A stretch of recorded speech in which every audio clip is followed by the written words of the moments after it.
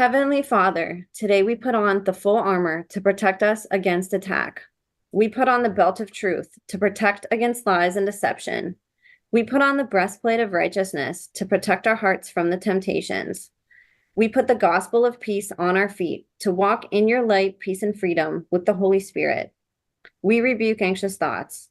We take up your shield of faith for protection to block and destroy all the darts and threats thrown at us by the enemy.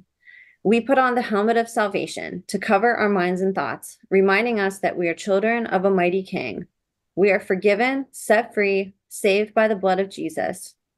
We take up the sword of the Spirit, your living word, that has the power to demolish strongholds and is sharper than any double-edged sword. We come to you, Lord, in prayer daily. In Jesus' mighty name we pray. Amen. Amen. What's up, you guys? Welcome to The Imagination. I'm your host, Emma, and I have been waiting years to have today's guest on our show today. Introducing cult and child abduction whistleblower, devoted father and husband, published writer and author, podcaster and host of his own YouTube channel at I Love You Like One, child abuse advocate, independent researcher, avid reader, biker, gardener and farmer, animal caretaker, Dave Matthews Band concert-goer, coffee lover, and a man on a mission to expose evil and get his daughter emancipated from a satanic cult, Iain Bryson. A little bit about Iain and the harrowing story we will be diving into today. In 2010, Iain's first wife and their daughter traveled from their home in the Netherlands to his in-laws' home in Poland for a visit on 2 different occasions. On both occasions, his first wife returned completely distraught, so different in nature that he questioned whether this might be her evil twin. On both occasions, their daughter returned with multiple signs and symptoms of having been abused. Then, in December 2010, after their second return to their home from Poland, his first wife told him that her family was a cult, that she was under mind control, that she had something like Stockholm Syndrome, that her dad created a red herring so that nobody would believe Iain when he tried to get help, that she was taking their daughter back to the cult in Poland, and that Iain would never see his wife or daughter again. On December 27, 2010, Iain unknowingly said goodbye to them for the last time, giving his daughter a huge hug, thinking they were going to the library down the street. He has not seen his daughter since this moment. After realizing what was happening, Iain avidly tried to get help, but there was no acceptable response to his pleas. The Netherlands wouldn't even take a police report. The United States told him it was out of their jurisdiction, and Poland was out of the question. Iain filed an international parental child abduction report with the U.S. Secretary of State for his abducted child under the Hague Abduction Convention, and they told him it could take up to 2 years for any legal action to occur. Iain remembers thinking, this is not a missing car or stolen bicycle. This is my daughter. After 4 months, he decided that he had to demand an investigation by placing himself in the middle of it all. Iain drove to Poland and assaulted his father-in-law in the street, thinking that this would lead to a child abuse investigation of his daughter. He miscalculated. There was no child abuse investigation. What actually ended up happening was that Iain ended up spending 50 months locked up and imprisoned in Poland. He was released in June 2015, and ever since, he has been on an urgent quest to bring public awareness to this story in hopes that it'll lead to freedom, justice, and a heaven-sent reuniting for him and his daughter. Today, we get to hear their story. Iain's story touches on many things we hear on this podcast from an outsider's perspective. Like many parents who didn't grow up in a cult and who are now whistleblowing about their children being abducted into a cult on this podcast, Iain was unwittingly caught in a web of horror and deceit, and prior to the events that occurred starting in 2010, things like mind control, satanic ritual abuse, and cult abuse were completely foreign language to him. It is only in hindsight that a parent in these situations can look back and discover red flags and warning signs that were always there, and discover that hidden within these signs were things lurking in the darkness that are so horrific and evil that even the most avid imaginations couldn't have comprehended what was actually happening behind closed doors. Iain is a hero of a father, someone who has risked it all for a little innocent girl who has been taken captive by the same radical intelligent evil that survivors like Nathan Reynolds and others defected from and are now whistleblowing on podcasts like this one. Many of us who listen to these testimonies can't fathom these events happening so close to home. Yet Iain's story is a testament that these situations can happen to anyone and that these cult systems are often right in our very own communities and backyards. This podcast episode also comes with a call to action. I encourage you all to please help bring awareness to this case in any way that you can, whether through sharing this episode, purchasing Iain's new book, I Love You Like One, A Letter to My Daughter, Abducted by a Cult, and reading it yourself or gifting one to a friend, or contacting Iain or myself with any tips on people, places, or things that could help bring about justice to this heartbreaking situation. Iain may not have been believed by authorities, but we who are listening now know the truth and have the power to overcome the silence with our voices. Iain's daughter is so lucky to have a father who would go to such lengths to fight for her freedom, and the least we can do is jump on board and help in any way we can. These cult members always underestimate their victims, and they sure did underestimate Iain. There is no bond stronger than a parent and a child, and Iain's tenacity and strength to speak on behalf of his beautiful daughter, I know will no doubt lead to the happy ending we are and will be praying for. I ask you all to please put away whatever you're doing and give this devoted and brave father turned whistleblower your full attention, as he's literally risking his life to come forth and share such a difficult testimony on behalf of his beautiful, precious, and innocent daughter. Adele, this episode is for you. We see you, we hear you, and we will never stop fighting for you. Before I finish introducing today's guest, I wanted to give you guys just a couple quick reminders and updates. If you'd like to be on the show or share any information privately with me, you can send me an email at imagineabetterworld2020@gmail.com. Or I have a new email, standbysurvivors@protonmail.com, if you guys prefer a more secure website. I've also partnered with a couple of my favorite brands to get you guys discount codes on some of my favorite products, including Rife Technology frequency machines and blockers and CZTL's high quality methylene blue. You guys can treat yourself to holistic health at better prices with brands you can trust. All those links are in the show notes, you guys, and I'd love your support across all platforms. Thank you all for helping to make the imagination the safest space on the internet for survivor, whistleblower, advocate, and educator disclosures. So you guys, without further ado, please help me in welcoming today's guest of honor, anti-child abuse and survivor advocate, man of God, content creator, exposer of evil, voice for the voiceless, walking miracle, and a loving father with a hero's heart and spirit, the one, the only, Iain Bryson. Iain, thank you so much for being here with us today. Wow, thank you. I'm just overjoyed to be here talking with you. Thank you for the introduction.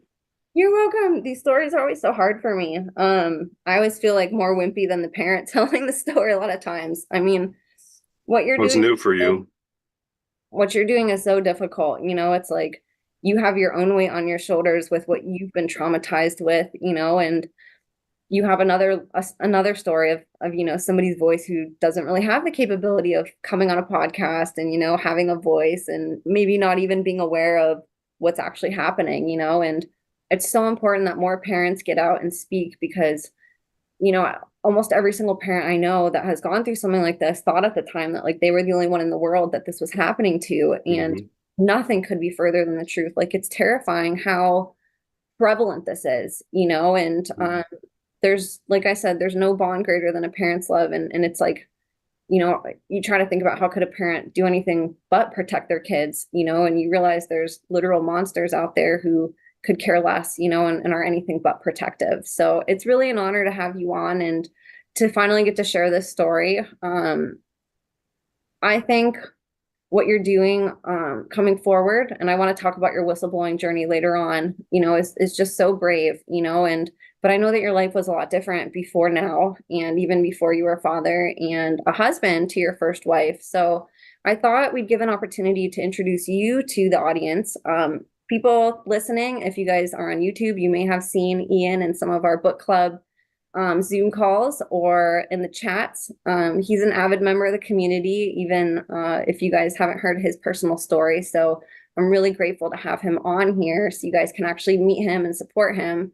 But let's introduce the audience who doesn't know you to who you are and talk about anything significant in your childhood or adulthood that would be important for people to know.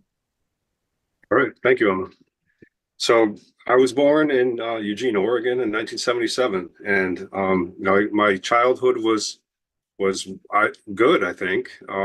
Like I thought that life was pretty simple and good for most kids. I was bought, it was a Christian home, but it wasn't a home that talked about evil or we didn't even really pray together. So there was, it was kind of like, not what I know as important to what to for Christians now, but I had the basis, had the foundation, and then I was baptized in eighth grade, and I had an experience with the Holy Spirit, and then, from eighth grade on, I went from that to being an agnostic atheist again for a long time. But I had the foundation. Was made to memorize scripture. I was just like I played sports. I wasn't really interested in the sports. I liked competition, but I knew that, like school was what I was good at. And so my mom said, do your best. So I tried to, and I enjoyed school. I showed horses for a while and got really good at that. And we had a farm, and it was, just school and kicking around the farm were the things that I was doing. One of the main things I was sexually abused by a 12-year-old neighbor named Jennifer, and I was 7. So I had that experience. I broke my collarbone running from her. I couldn't communicate to my mom about this. Like I tried to. I remember trying to. I colored on her home to try to get attention, and this went on for a little while. And like I didn't remember that until I was in my early 30s when stuff started coming up with my own daughter. So just like that experience taught me the power of amnesia was something even so simple as a 12-year-old girl and a 7-year-old boy. And so that it was a very valuable experience for me to, because the fact that I didn't even have any inclination that this happened to me until I was in my 30s. Um, and I also remember my parents spanking, and I had an innate knowledge that there was something wrong with that, and just telling my dad, I'm going to do something to change this, and meaning it, like at the time in my child voice, and like I wasn't just saying it because I didn't like the pain. I knew there was something wrong with that. Um, so I went to UConn after I graduated high school, and I didn't really know what I was going to do, and what I was going to do. I knew I wanted to help people, so I was pre-med, and then I found out I really don't like chemistry labs and things like that, and math. So I just started taking classes that I enjoyed, mostly in like sociology and psychology, learning about social problems and how the world works and people, and then I still didn't know after I got my bachelor's what I was going to do, because I was offered a job as a probation officer, and I basically I didn't want a job where I just go clock in and kind of you can help people in that environment, but I just didn't feel like that was the way for me to go. So I continued on to grad school and got my master's in political science, constitutional rights and liberties, marginalized people, and just still thinking I'm going to do something with that and maybe go to law school. And then a professor told me, like he had been a lawyer, he presented before the Supreme Court, and it's just all about the money. And they're like, it's not what I think it is. And so, it's not that I was against money, but I didn't want to go to a job where I bill hours and kind of pretend. So I didn't end up going to law school. I thought about it several more times, but then I met my first wife in 2004, which was a year after I graduated with my master's, and did some traveling in Australia, and just like came back from that and was just like playing Grand Theft Auto on PlayStation and hanging out with my brother, who lived next door, and he was a drug dealer. And just like there was always something going on, and I had my own apartment, so I was able to read and just relax and kind of um, not have to do anything after going to school for a while. And then my friend called me up and said, "You got to come over. There's some Polish people here," and I did. And then was that where you met your wife? Was there your first wife? That was where I met my wife. I drove right over. Um, And my friend who had called me was standing outside with three Polish people, two women and one guy. And I just got out of the car, and pretty much when I locked eyes with my first wife, I was hers. Like I knew that she was going to be my wife, and it went from there. The guy that was there was supposedly her boyfriend, but it's just the way that she transitioned from him to me was smooth. So I'm not sure that he was her boyfriend, but that was the story given to me. And I had all three of them move into the same apartment building I was in because it was my dad's apartment building, but not in a nice part of town. You know, like I would have people knock on my window for crack money when I pulled in sometimes. So, but still, my brother and I had the whole apartment building to ourselves. So the three Polish people moved in, and then not long after, I told my first wife, all right, like now we're together. And she like took a plastic ring off her finger and said, "Give it back to me and ask me to marry, ask me to marry you." So I did. Um, like I was just like so sold on the fact that she was going to be my wife, and just went with it. As soon as I made that decision, there was no turning back. And so before meeting her, had you ever had any type of exposure to human trafficking or any type of extreme abuse? Was that anything that you had ever come in contact with? It was not anything I came in contact with, like in reality, and even through college and grad school, no one was talking about this, you know. And I took like higher level social problems courses, and it's just not even on their radar. You know, talk a lot about poverty, but child abuse and human trafficking, I had never heard of them except maybe like from a distance, you know, like milk carton type stuff. You know, like it wasn't real in my life. Um, yeah, the worst I had seen was spanking, and I had heard about alcoholics who were bad, and other than that, it would have just been TV.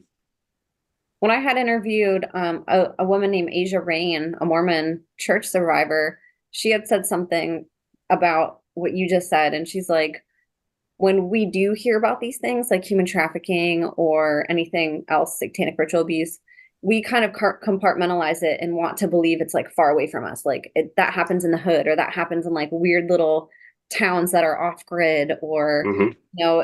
it doesn't happen anywhere around me. Like that doesn't exist. So I don't have to look. I can like keep my blinders down kind of, because it's separate from me. And we don't realize like how often we come in contact with cults, survivors, perpetrators, Hmm. whether we're watching TV, listening on the radio, or like walking in the grocery store, or, doing whatever it is that we do day to day. It makes you question everything whenever you learn this, but it's not something that if you haven't dove into it, it seems so far from where you could be, and I think it's always just so incredible that these things happen to so many parents, to where Hmm. this deception is so on such deep levels because of the mind control and because of how hidden all of this is, that something can happen like what happened to you, and it's not something that you can see until after it happened, and it's like, holy crap, like how did this just happen, like Hmm. everything, like where, I didn't see any signs. And and of course you can reverse engineer and be like, well, wait, this was kind of weird and this was kind of weird, but I just think it's so wild, like how we do look at the milk cartons and we're like, like I'm just gonna throw this away. Like that's probably somewhere else, it's not here. I don't have to worry about it, And Hmm. so I totally get that, And so when you met your first wife, what was it that kind of swept you and her off each other's feet so much? And what did you notice about her then? Was there anything that you can look at now and be like, oh, that was kind of a warning sign? Or did she sort of hide that mind control and compartmentalize it and present to you as a different person? I think both. Like I think there was like a just a block in my head where even though there were signs from day one, I couldn't believe it until it was like actually right in front of my face, just because my brain was protecting me from that. And I also think that God put us together probably too, and that this is the journey I'm supposed to be on. You know, even though God doesn't want bad things for us, but just the way that my life was taking me, I think that I fell for her for the right reasons. And like right away, I knew something was wrong. Like she was a unique person in many ways to anyone I had ever met. Um, and her photographic memory of just black and white shifts in thinking one thing this minute and the next thing the next minute. The things that she told me, she would tell me that she do, doesn't have a relationship with her father. The nicest thing that he ever did for her was bring her one cup of tea. And so we went through like this lying thing where she would tell me statements like that, and then I would accuse her of lying because I didn't understand what was going on. And just like a statement like that, I'd be, well, let's break it down. The nicest thing that your dad ever did for you could not have been to bring you one cup of tea. Like, why do you lie? And eventually I figured out that she's not really lying. Like that's what she's supposed to believe and what she's supposed to tell people. Um, but the DID was just something I had never heard of. And I wrote in my journal weeks after meeting her that I thought she had a borderline personality disorder, um, possibly some kind of trauma disorder, possibly incest. And that was in the first few weeks of meeting her. And then, I kept learning more. I went to Poland with her to so that we could get a fiance visa and return, because at the time she was only over on a 3-month visa. So then I got to meet her family. And with her family, I knew her dad was an alcoholic. I knew that her mother was miserable, and it felt weird, but I could chalk it up to them being Polish, and then that was enough. Interesting. When you were around the family, how was she? Did she seem more reserved when you guys were all together? Did you notice anything different about her when she was in that environment? Yeah, a lot of things were different. Um, I started having severe panic attacks, and one of her mother has a doctor friend, and I think it's a cult doctor probably now, but I'm not sure. But he got me on 20 milligrams of clonazepam per day, which I had never heard of clonazepam, never tried it, and my anxiety was so strong that I was just popping 2 milligram clonazepams like Tic Tacs and drinking, some kind of alcohol over there because I felt like I was going to explode. My fiance at the time would tell me things like, when I'm in Poland, I'm not with you, I'm with my dad, and just take off. And then I couldn't speak any Polish, people around couldn't speak English, so I couldn't do anything without her, and just like went through a period of having panic attacks. And like we'd go visit my first wife's grandfather, and he would say like, how was she in bed? And like it was really strange. And I just clung to my first wife more because of it, because I was just like, either we're good or this world here is crazy and I don't know what's going on. But it became like a trauma bond between us, because she was also flipping, and she would, all of a sudden hate me, and I would just like, what do you mean? And we'd have to work through that, and it would take days or weeks sometimes, and then she'd flip back. But it was crazy making. Um, and I just chalked it up to them being Polish, and I was like, well, we're going to go back to the United States and live there, and then at least there'll be distance. And I hadn't thought of or come across, someone who had been abused as a child, and then that carrying over into their adult lives. Like that to me was a foreign concept. As far as her family goes, what did was there anything significant about her parents' jobs or their connections or grandparents? Is there anything significant that you can tell us about her family that sort of goes into a lot of the stuff that we hear about the networks and connections from other survivors? So her mother is a vice principal in a school, and we never really talked about that much, except that she could be making 3 times as much if she was 50 miles west into Germany. So like the poverty over there is obvious, and it's sad because I love Polish people, but they're in a different world, and the money they make is not worth anything. And a lot of them wish that they still lived in the times of communism, because then at least they would all have jobs.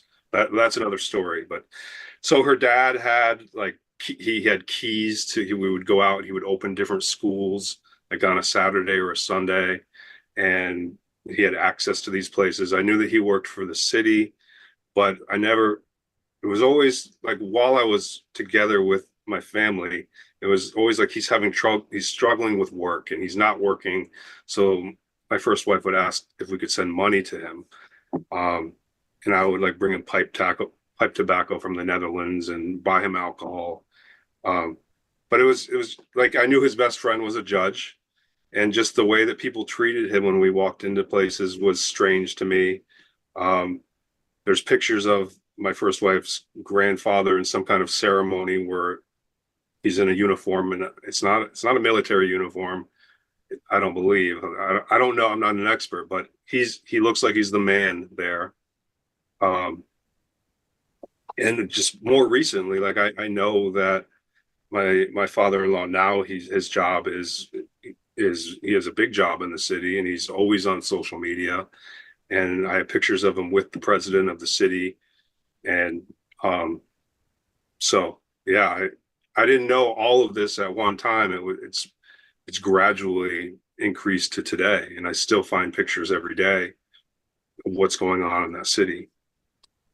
Well, I think too, without the knowledge of all of the stuff existing and understanding connections and, the system, how it works and these networks, Hmm. how they all orchestrate together, I think even if you did know it, it might seem like she comes from sort of a heralded family or something that you'd be really proud Hmm. of. It wouldn't be something necessarily that would even raise a red flag. You'd be like, wow, like you come from a very accomplished family. People in the town, respect you guys a lot. Look at, the resume of your grandfather and your father. It's Hmm. interesting how we're sort of trained to do that too. And I think those labels and facades really keep us from really asking like who's underneath all those labels, like what's underneath pastor and president of this and director Hmm. of that and kids camp leader. Like if you take all those things away, like who's that person behind there? Like why am I just like blindly respecting them and like putting them on a pedestal?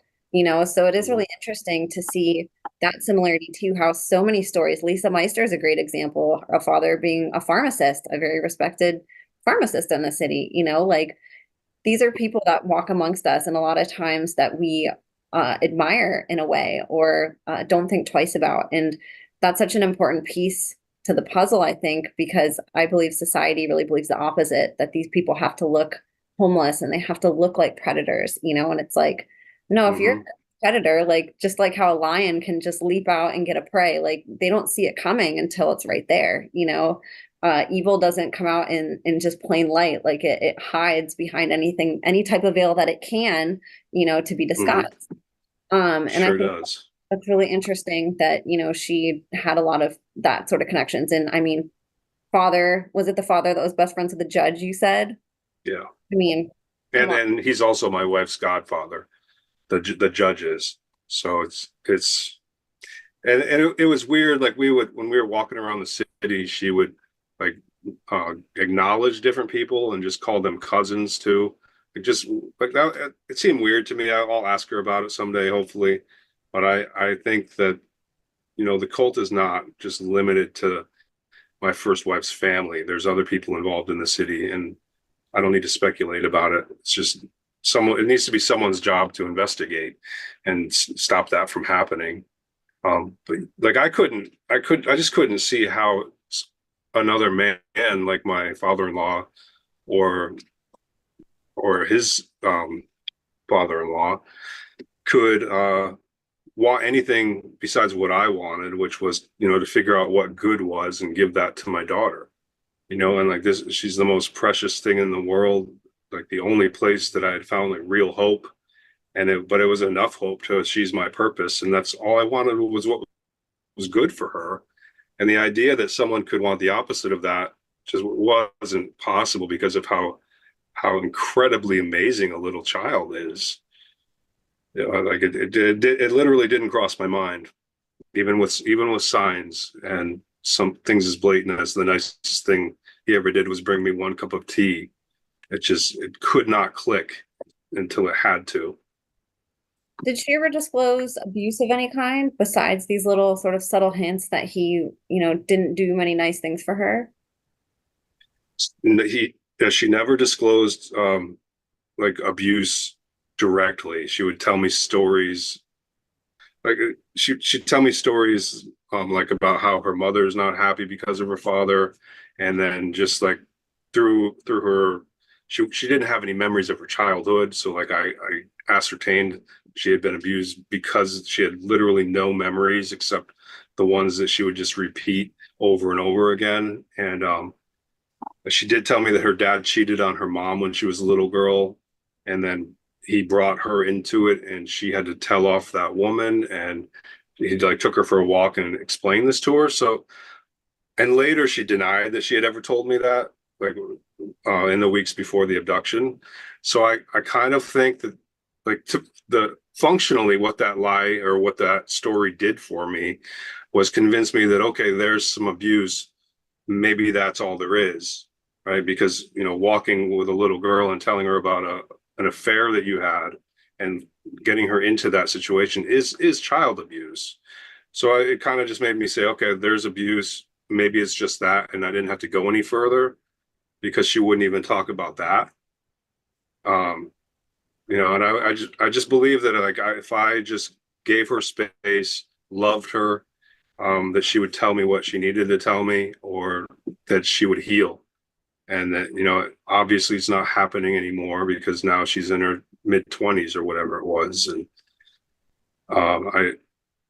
so I kept seeing the signs and the cycles in my first wife, but didn't really put anything together more than that until my daughter was about 3 years old, and then she had things going on with her whenever she was in contact with these people in Poland. I think that's interesting too, what you noted, just that, these things are there. But again, because the imagination of a normal person can't conceive that a parent could do something so heinous to a child, it's amazing like how many parents like you see these things and like that's not even on your radar that, you could have had a Mm-hmm. dad or a mom that was a pedophile or a satanic cult member or an MK Ultra programmer, and it's so eye-opening on the other side, because I always see that with guests where they're just like, how did I not know? Like it was right there. And it's like, well, how can you know whenever it's been hidden? Nobody would know until Mm-hmm. you actually have the vocabulary and you can conceive of these things happening and expand your imagination to allowing like these impossible things into our reality, and it's really interesting that she did exhibit signs, that now with everything we know, we could be like, okay, that's kind of a sign for something. But like in a moment, that's not something that, a normal person would ever think. It's really easy to like make excuses or even like make it about us. Like, well, I just have to do better, or we need to communicate more. I need to do more things for her. There's a lot of times too where like we take the blame sort of for the dysfunction, when Mm-hmm. just because there's no other explanation, like there's no other way to defy it, And so let's dive Mm-hmm. into how far into your marriage or relationship did you guys get pregnant? And let's talk about that, the birth of your daughter and how that impacted everything. So we were married in July 2005 in the United States. So we came back to the United States and planned on living there. Um, our daughter was born in January 2007. So there was a little time in between, and her parents came over from Poland for the birth of their granddaughter. Um, and that was interesting to have them in the United States at our house. And we were just living in New London, Connecticut, just kind of hunkered down. Like I still wanted to go back to law school, but uh, just the sudden and complete switches in my first wife were kind of debilitating me and making it so that I was either really felt really good, or like I was just had my knees taken out and I wasn't able to do anything. So I was substitute teaching then as well as recently, and she was working for different jobs in a law firm and something else. And then I got a job at DCF as a child protection officer. Um, and that's what I was going to do right around the time that my daughter was born. I just had an interest in doing that. And I think my life was taking me towards helping children, and I didn't know it. But I trained for them and worked for them for 6 months. Like in the process, when my daughter was born is when I was in training, and I had about 10 families on my caseload, and I was really disappointed with like what the priorities were in my job, and it was like my bosses cared more about the paperwork than about the children, and I couldn't fill that role where I'm just there to kind of, I would be able to help some children, but I didn't have the time to that I thought I needed to, and that wasn't the priority. They made it obvious that wasn't the priority. It's the report and the state's liability, basically, when it comes down to it. Unless there's probably better supervisors than what I had. I would say there definitely are. But so, and just with what was going on at home, I stopped working there. And then my first wife convinced me to move from Connecticut to the Netherlands. This was 2008, so our daughter was around 1. The euro was about twice the dollar. I thought because of my master's degree, I could work in one of the courts in The Hague. And she said she wanted to be closer to her family in Poland, that they could help us, and my family didn't have time to help us. Basically, I wanted to make her happy, and also thought moving to the Netherlands could be fun, and so we left. Did And yeah, during her pregnancy or like right after the birth, around that time, did you notice any changes in her? Did that impact her to where you can be like, oh, that was kind of a trauma response, or this was kind of weird how she acted, or did she go through that process pretty good as far as with her health and mental well-being?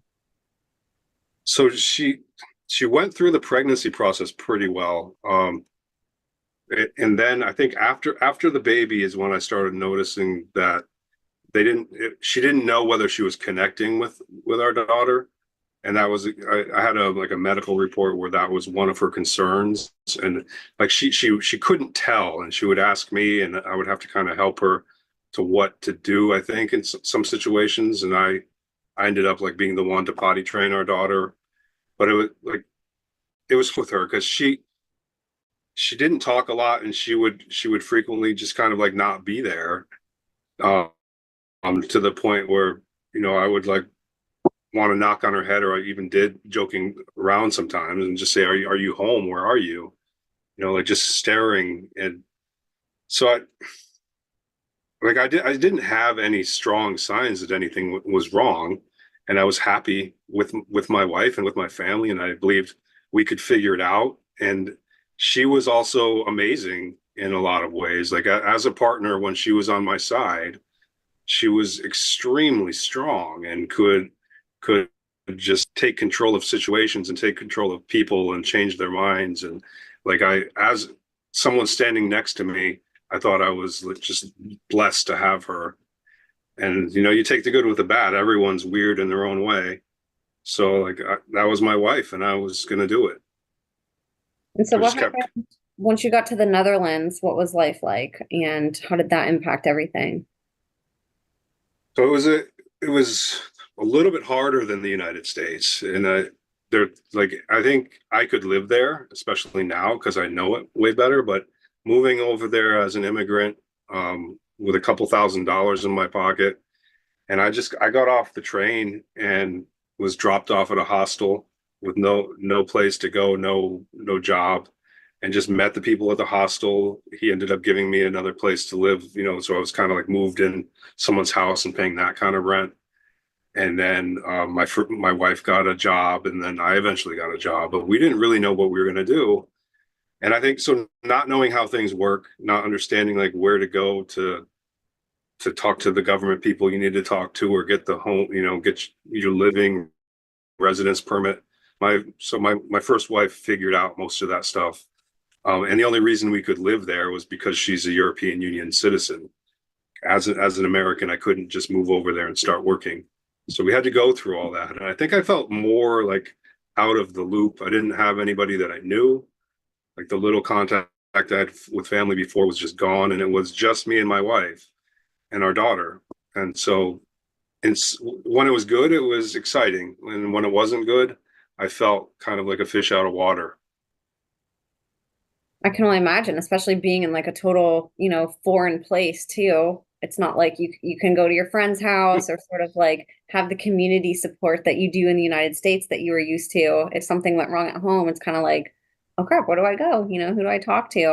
So Mhm. that's a very interesting part of your story too. I think that, you moved to somewhere so far for the marriage and for your daughter too, because ultimately I feel like it was to help bring the family closer together and, like you said, help bring the daughter closer to the in-laws and things like that. And so did you guys have frequent visits with the in-laws and with her family? Did that become something that started happening more? We did. Her dad and her sister on one or two occasions, her dad pretty frequently came to the Netherlands and just would live with us for a week. And then we would go to Poland a couple times a year at least, but quite often she would take our daughter over there just on a whim and just say, like I got to go to Poland, and they would run to Poland, and um, like things were weird with that because I was working for an online education company at the time, so I would go to work and I would buy I bought a bottle of Jim Beam for my father-in-law once, went to work and came back and it was empty. Told my wife, and the way that she told me, she was like, "Don't say anything to him, please." And I was just like, I can't, I just wanted to joke around, like, "Where's the Jim Beam? I've only been gone for 7 hours." But the fear that she had in that moment caught me by surprise, and just getting to spend more time with him, I think, like I didn't have any huge red flags.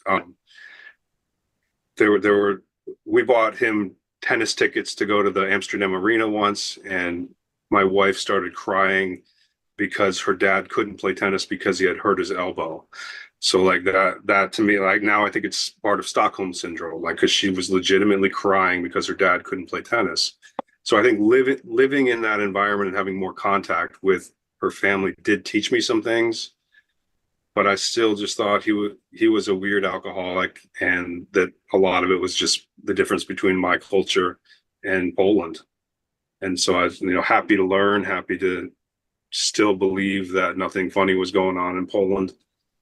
Even though like I would send my wife and daughter over on a bus from like Amsterdam to either Eastern Germany or Western Poland, and I would like joke that I'm going to like throw water on the back, kind of like as you do like a blessing when they're going into terrorist.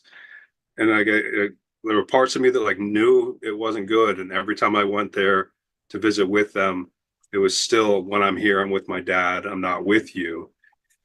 And I still felt terrible there, but I just kept going and just kind of suffered through the times when I would have to visit, and then just happy to be home. Now let's get back to our lives. Um, and my daughter once had to stay in Poland for over a month. And my first wife said she has scarlet fever. My parents say that she might die. And this was something that went back and forth. Like there's emails in my book about this communication with my wife, and like my point was, like, I can't see any doctor's paperwork. I don't have a say at all. You're saying your parents say, and I'm saying, as the dad, I want my daughter to either go to a doctor in the Netherlands or the US ideally, and I do have a say. And it was just this back and forth, and they didn't return until they wanted to. So it started just getting weird, and my daughter started coming back with signs that things weren't good over there. But I thought the least possible thing. It just, well, it's a different family. It's not going to be like in my house, and the damage isn't really that bad. And then she would be okay after a week or two back in my house. So there was always like those time differences where it would be weird, and then things would get good, and I'd just be like, okay, now it's good. Let's think about the future. What type of signs were you noticing with your daughter that stand out now? So, so the last year that we were together, I was a stay-at-home dad, and I knew my daughter very well. So when I would send her back to Poland for a visit, it would be like a night and day change. She would come back speaking baby talk. Going to the bathroom in her bed or in her pants again, even after she was potty trained.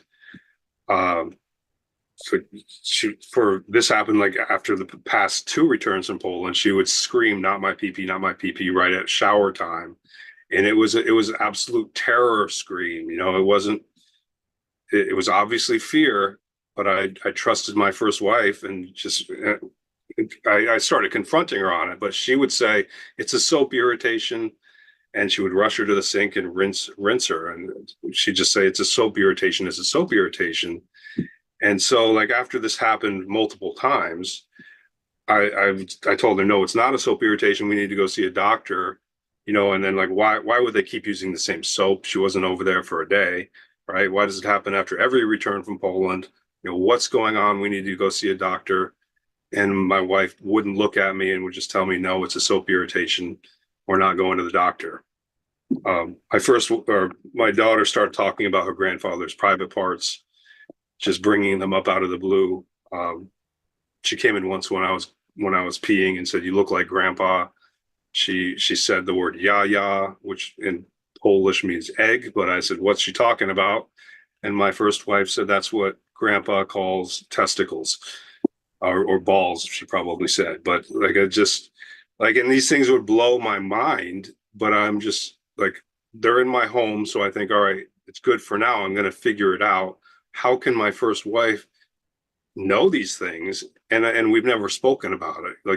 It's like a weird space to be in when the person that you rely on and trust 100% is the one who like should be telling you but isn't. And I couldn't figure out what was going on, and I didn't stop trusting my first wife until she took my daughter.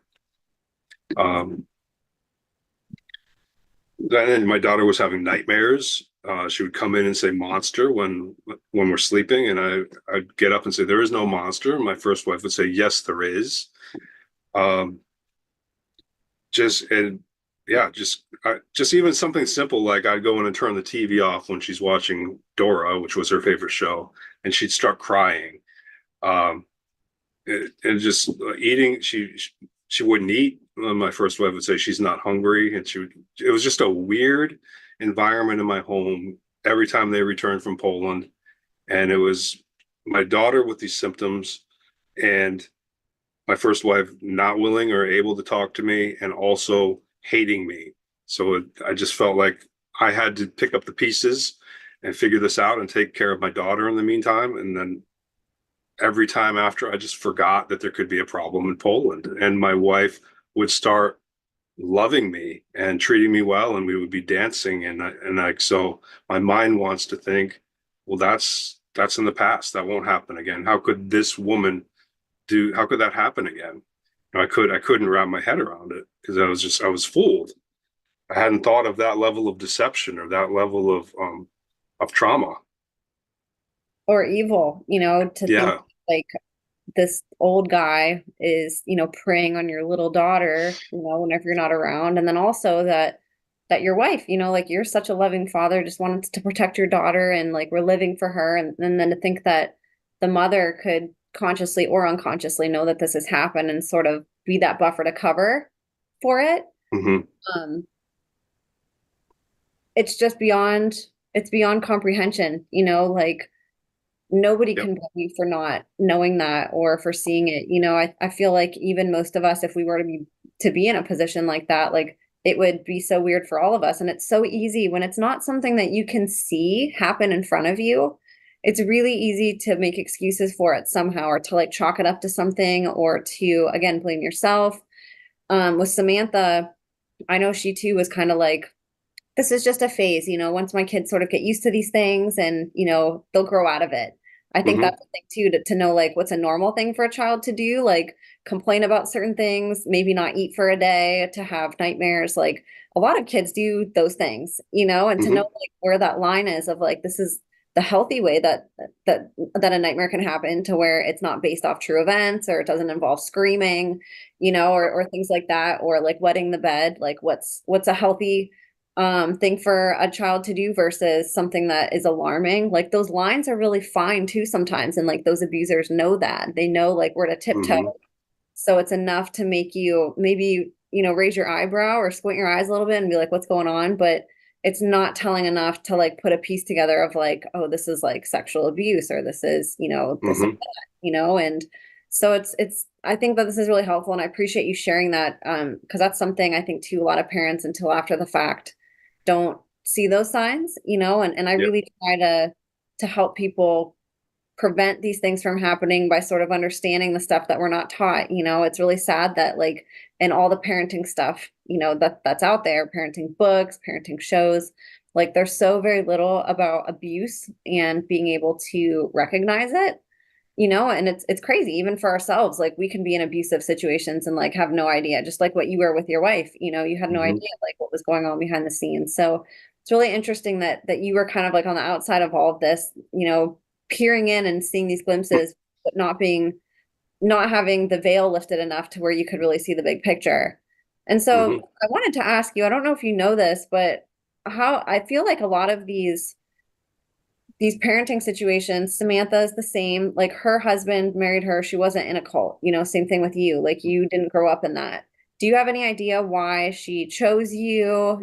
What was it about you that or maybe you don't know, but was there anything that you could think of like why did she choose me for this when she could have like kept it in the family like they do or things like that? Yeah. So I mean, I don't know. I again, that's something else I like want to know, whether it's in heaven or when she tells me. But I've lived it, so I have like there. I've of course thought about it and broke it down into like what I think the possibilities are. And I think I don't think it was random. I don't. I think it was either she chose me or she was told to choose me. And so from there, I get I maybe she knew, like she looked at me, and because of she's who she is, a lot of it because of trauma, that she could see that I was somebody who would never give up on her. Maybe there's that, or maybe it's just something even more nefarious that I don't even like to speculate so much about. But this world is crazy, and it's like since prison. So my daughter was abducted late 2010. I went to prison after that, and then I got out, and that's when I found out that both sides of my family are Freemasons. And I didn't know that my whole life. And so like things like that are like, wait a minute. So my paternal grandfather was a 32nd degree Mason, head of the lodge in Connecticut, in a like what the heck's going on with that? You know, so I really the Lord hasn't opened my eyes to all the details, but I don't believe it was random, and I don't know. Like I do believe that my first wife wants out. I think that she set me up and told me things, and even did, like had my daughter bring and put a Bible in my hands a couple days before the abduction. She told me things that like she isn't like 100% part of it. She is a mind controlled slave, but but they can't get all of her, and so her desire, I think, to get out and to get her daughter out, you know, she made me stronger in our relationship. Um, very tough lessons, but she could have made me commit suicide. She could have made me do anything. She made me stronger, and she told me it was going to happen. She gave me specific information that you know I if she had told me what was going on, I don't think I would have been able to handle it. I think that this is the way that kind of had to go because of how crazy it is. But also, she didn't have any choice. She's playing a role and under control where she can tell me 3 weeks before it happens that I'm taking our daughter back to a cult because of mind control, and then it happens. Our daughter can be being sexually abused, and my wife knows about it, and she can't even discuss it with me for a second. Um, so yeah,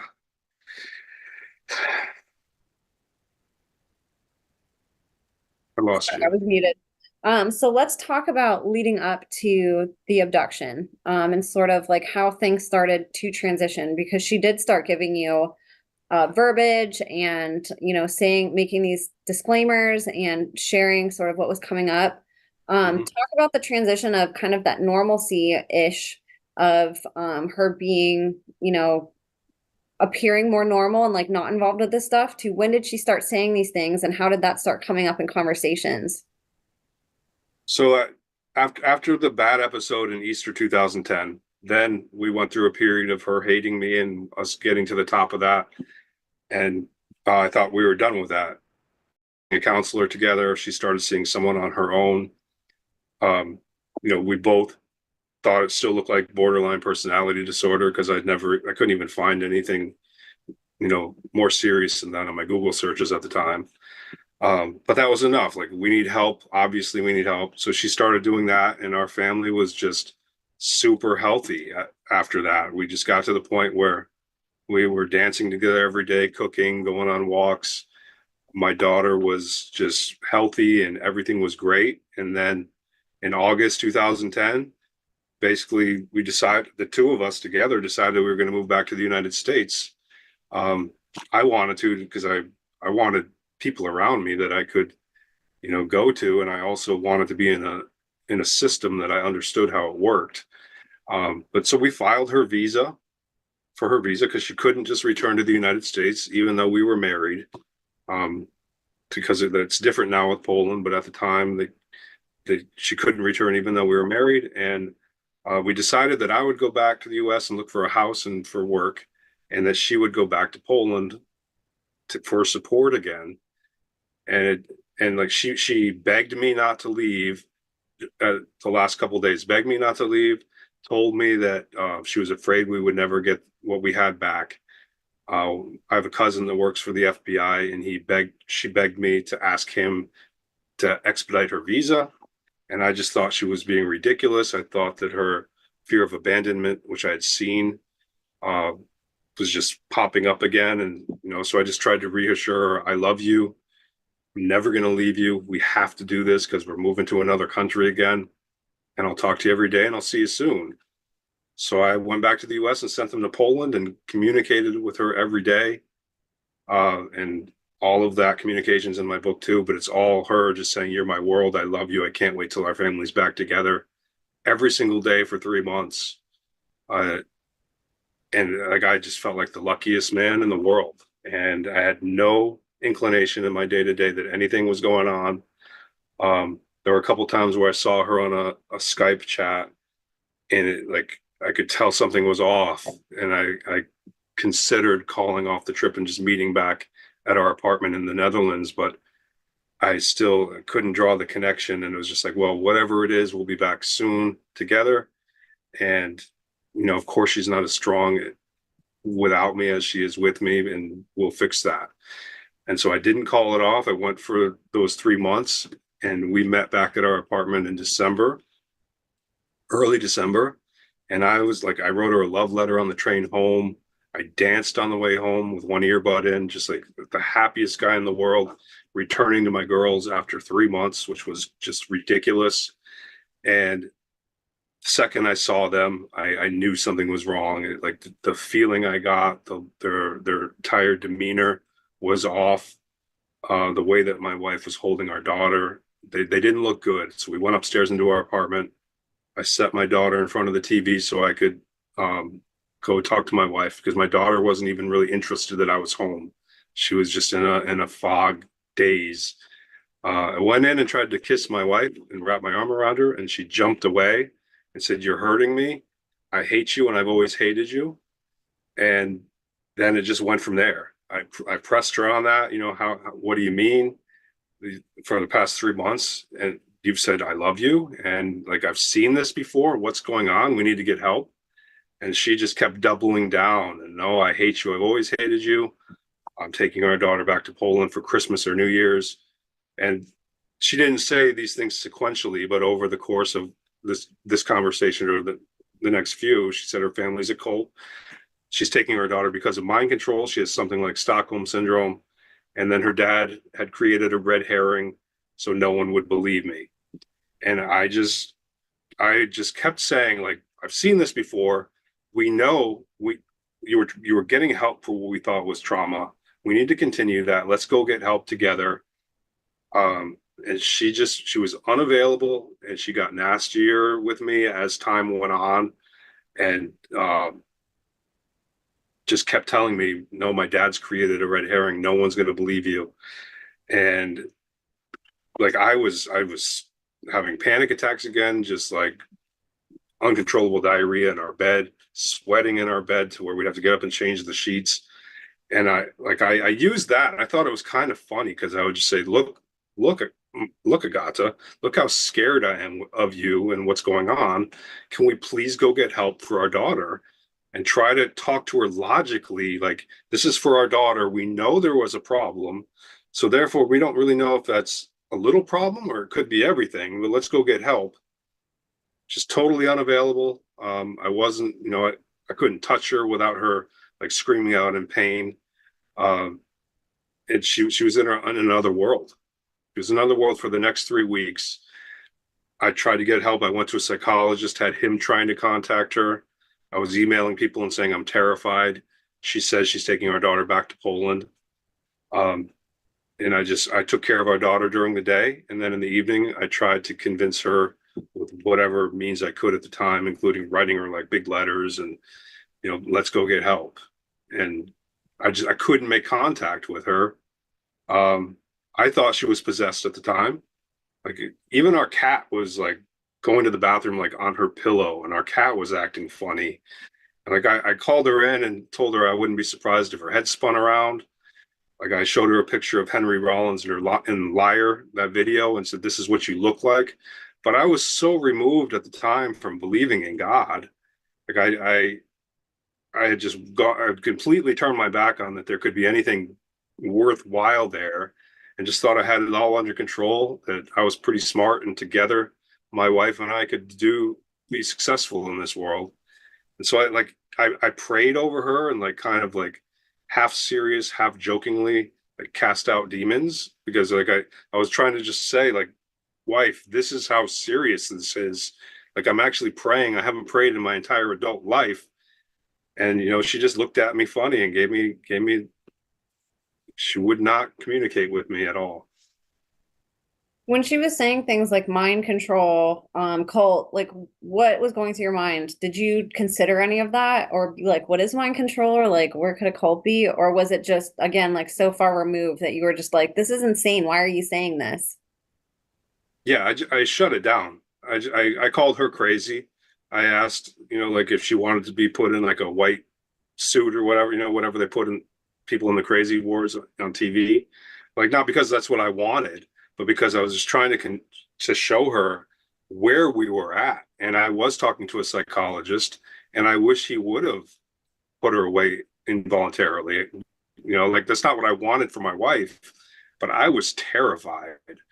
Like she had our daughter's passport and was telling me she's leaving the country with our daughter, and would not tell me where that passport was.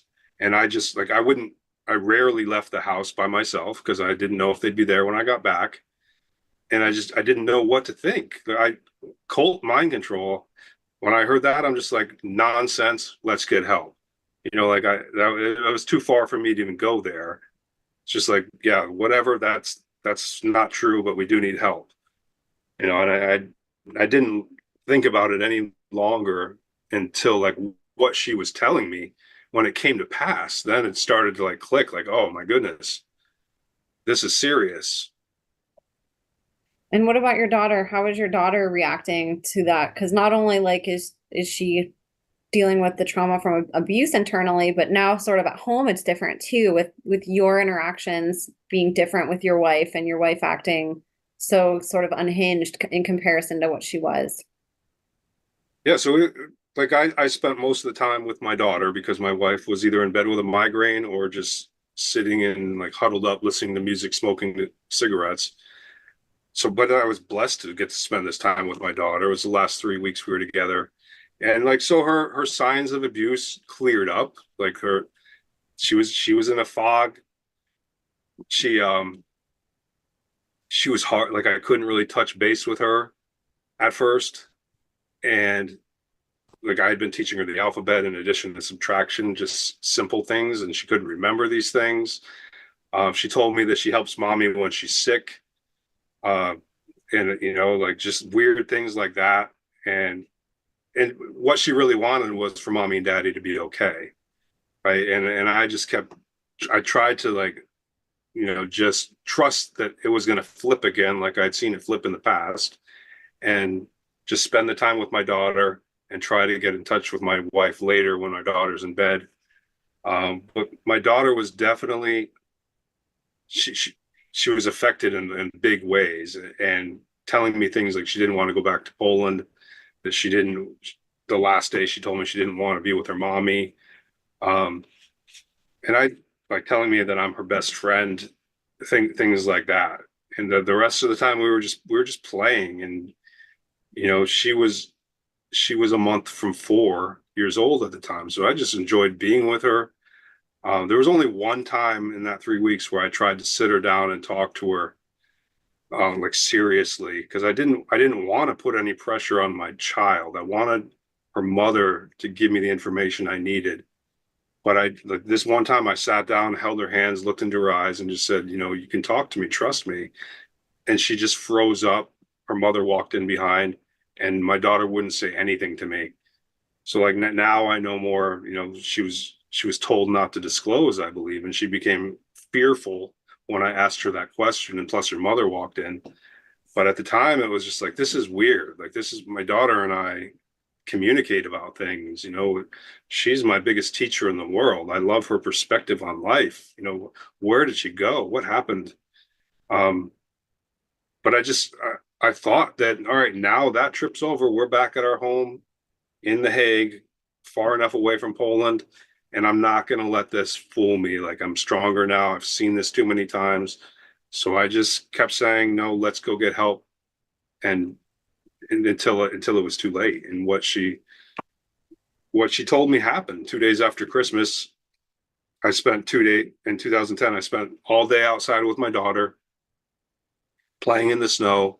My wife actually told me that she wanted me to spend that time with my daughter. When I asked her why she wouldn't come out and play with us, she said, I want you to spend this time with her. And then around dinner time, she started calling me frantically and texting me and saying she needed her to come back. When I got home, she was ready at the top of the stairs, dressed for the first time in those 3 weeks, and tried to convince me that she was going to take our daughter to the store for art supplies. And I just said, no, like, that's ridiculous. You have her passport. We'll go together, but you're not leaving with our daughter with her passport after what I've been hearing. So my daughter and I sat down and started watching her favorite movie. I made popcorn and tea, and I just remember, like, looking in my daughter's big blue eyes and just thinking, this is not gonna get me. And my wife was storming around, just saying, what, can't you support me? I want to take her to the store. What's the problem? And I'm just like, no, we'll go together in a little while, but calm down, and you and I need to talk. So then another guy knocked on our door, and this was a guy who was extremely shady. Um, and he convinced me that his daughter was down the street at the library, and his daughter and my daughter were friends. So I said, yes, go to the library, see your friend. And I was completely just, I lost it. I lost the hold I had on things. My wife had our daughter come up, and she wrapped her arms around me, and it was just a ridiculous hug. And I thought in my head, you're just going to the library. I'll see you and put you to bed. And, like, I told her I loved her, watched my daughter walk down the stairs. I watched my wife walk down the stairs behind her, and I never saw my daughter again. And so at what point did you know that there was something wrong? Was it like hours went by? Did you try calling? What happened first after that? Because I'm sure you thought in the short term that she was just at the library and you probably weren't really thinking of anything.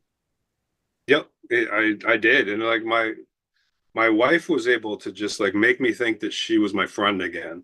And, like, I'm looking at how beautiful she is and thinking, oh, maybe she's coming around, have fun at the library. And then the guy that was there shortly after, he was like, oh, I got to go down the street and pick up a paycheck. Like, he left me his pack of Marlboro Lights. I was smoking at the time. He's like, you'll need these more than me. I went in and called my friend, who I know from high school, called him and just said, like, what do I do? This is happening again. I don't know what to do. And like as I'm telling him this is like 10 or 15 minutes after they leave. He said, "Well, what's it like? Is it like what's your favorite color?" And then she answers refrigerator. I remember that. And then it just clicked. And I knew they were gone. Just kind of brainstorming with my friend, what do I do? And then I just like it snapped and they're gone. I told them I had to go. And I just ran around the house real quick to look for signs that would prove that they're probably gone. Like if my daughter's blanket's gone and her stuffed animal, they're not just going to the library, things like that. So I did that, within 20 seconds or 30 seconds probably, and then I sprinted to where the guy told me he was going to get a paycheck because I was blocked down the street, and I was just following the trail. Though the people he was supposed to pick up the paycheck from, so they hadn't seen him in months. So then from there, I sprinted 2 or 3 blocks to the library. The library was closed and hadn't been opened, and the police station was around the corner. So I went to the police station, pounded on the door, absolutely frantic. The police station was locked because it's a Dutch police station and they have hours. And so I just kept pounding on the door. Like at that point, I didn't care if I broke the door. Like, you're going to open the door. Guy came, opened the door. I went in the back and I was just like, they're going to Poland. They're being abused in Poland. I need you to stop the bus from going to Poland. And they wouldn't take a report, and it just went from there. Like, they sent me home. Yeah, they wouldn't even take a report. Why? What did they I say? don't know. I can only guess that they were that they were primed, that somebody's told them that they had to get away from me or something, because they wouldn't give me any information. But I knew that my first wife said that it's going to be pointed back at me. My dad's created a red herring. You're going to be the bad guy. So I knew that. So I went there and I'm just like, I put my hands out. Arrest me if you want to.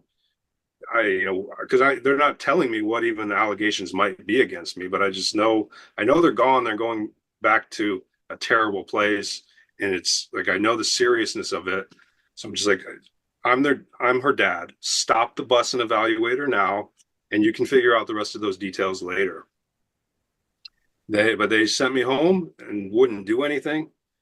I went back to the Dutch police 2 or 3 more times, and it was the same thing. They wouldn't. I never even got a formal report filed in the Dutch police department. I immediately got on the phone with the U.S. Embassy because my daughter was born in Connecticut. But their stance is it's out of our jurisdiction. The local police have to take care of it.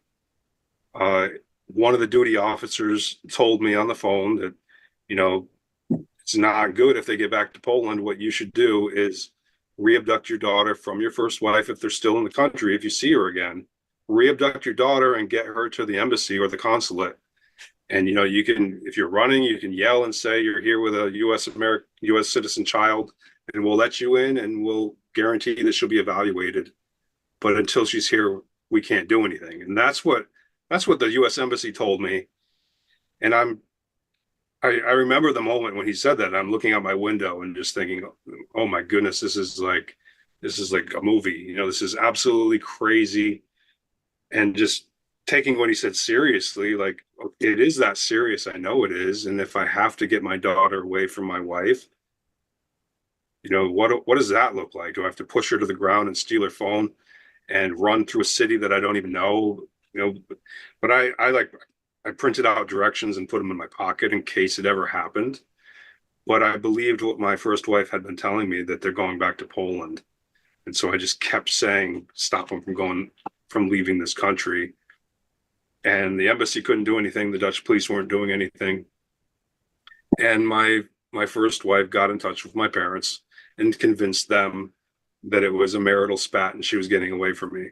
So like that changed everything when that happened. Then I didn't have a chance. What was the time span on this? Like, how from that moment that you just talked about to where it escalated to your parents, being sort of turned against you two when she left, how much time was between that? So immediately the night of the abduction, I was in contact with my parents, and initially my mom was sending me the information for the embassy, and she was contacting the embassy and saying, call this guy now, he's waiting for your call. And so then I was alone in the Netherlands trying to figure all this out. And for the next, couple days, then New Year's came, and I was getting more desperate as time goes on. And nobody's acting like I think they should when my daughter's being abducted, and I know this is happening. And like nobody's saying just stop the bus or whatever vehicle they're in. They're all just kind of like, yeah, what's going on? What are you talking about? And so I kept like seeing the picture more clearly, what my first wife had meant. And now it's actually happening, and I'm in the middle of it, seeing it happening, and I'm trying to communicate this to people, and they're not listening, or they say they don't have any power to do anything. And then I could tell that my parents they would say, oh yeah, we want to help you. But I could tell that it wasn't the kind of help that I needed, because all I needed was stop this child, evaluate her, let's get a lawyer as a family, do whatever it takes to do that. My dad flew over to the Netherlands, and like that evening had a psych eval team come up into my house. He let 5 of these emergency psych people into my house, and I'm sitting at my computer, and I'm absolutely disgusted, so because then I'm like kind of figuring out this is what my mom and my dad and everyone thinks, that's the kind of help they think I need. And all I'm saying is stop them from leaving the country and do the evaluation. Like, how is that unreasonable? So I got the psych team to leave, because I'm just on my computer typing emails trying to get help. And I yelled at my dad and almost kicked him out, but I needed him and I wanted to trust him. So then we went to the embassy together. I thought we were working towards getting an attorney, but we never did. He put me on a plane to go back to Connecticut and saying, we'll get an attorney when you get there. My mother and my aunt picked me up in Logan Airport and drove me straight to a hospital. It's a regular hospital. So we pull in the parking lot of the hospital, and the whole way I'm happy to be back in the United States. I'm thinking, all right, now I'm going to get some family help. And we pull into the parking lot, and my mom's crying, and my aunt says, let's go inside for your mom. So I think my mom needs some help because her granddaughter's just been abducted. I walk into the hospital, and they say, no, this is for you, Ian, you're staying here. So then I'm trapped in a hospital the moment I get back to the US. I talked to the psychiatrist, and he's ready to let me out the next morning. But then my mom, my dad, my cousin call and say, we're afraid he's going to hurt himself, or whatever they said. And so they kept me for the full 2-week observation. It was a ridiculous thing where they had nothing on me. I was under total control. All I'm saying is we need to get help. And my emotional state is crazy. I am desperate. The worst thing that could possibly be happening to me is happening. And I know that what we need to do is just stop it from going any further. So they let me out. And then I walked to my mom's house in the snow. She gave me my car keys and $20 and told me I had to go somewhere else. So I went to a friend's widow's house and stayed with her and her daughter for the next 3 months, and just kept writing to people, kept trying to convince my family that they had got it wrong, and I just needed their help with an attorney, and with them supporting me so that we could just get my daughter evaluated. I filed paperwork with the U.S. Secretary of State under the Hague Treaty, which the Hague Treaty prevents a parent from leaving one country and going to another with a child. It says bring that child back to the country where they live, and you go to court there. So I filed that paperwork, and this U.S. Secretary of State told me it could take 2 years. And I was getting emails from them that said, we're really sorry and concerned about your daughter, but blah blah blah. And I'm just like, well, sorry and concerned doesn't cut it, because it's now at this point, it was months were going by, and nobody was on my side. I contacted people that wanted to help. I contacted a human trafficking organization in Cambodia that did eventually just get the local police in Poland to knock on the door, but there's no there's no international police force to step in, and the local police don't know what they're doing when it comes to this. So yeah, like I was just I was every day I'm getting up, going to my computer, trying to find someone to reach out to for help, typing emails everywhere I could, trying to convince my parents, with simple things. Like my daughter came back with a bruise. She came back screaming about her pee-pee. All I'm saying is let's get her evaluated. And tried to bring it back to the simple things rather than talking about mind control, because you don't have to go to mind control to realize this should have been stopped and the child evaluated. But they wouldn't help me, so I decided I had to go to Poland, and Oh that's my that's God. what I did after. In April 2011, I went to Poland. And I want to talk about that in just a second too, because I think it's pretty badass that you did that, even though the effects and the like basically retaliation for you doing that was really messed up. Um, did you have anybody at that time that believed you, whether it was here in the United States or I did. There were a couple of people, like my friend that I made that phone call to. He's believed me the whole time. He's always said, I don't understand necessarily what you're talking about, Ian, but I know you, and I support you, and I'll help you with whatever I can help you with. He gave me his ear and his genuine best advice whenever he could. I called like a rape treatment center in Texas.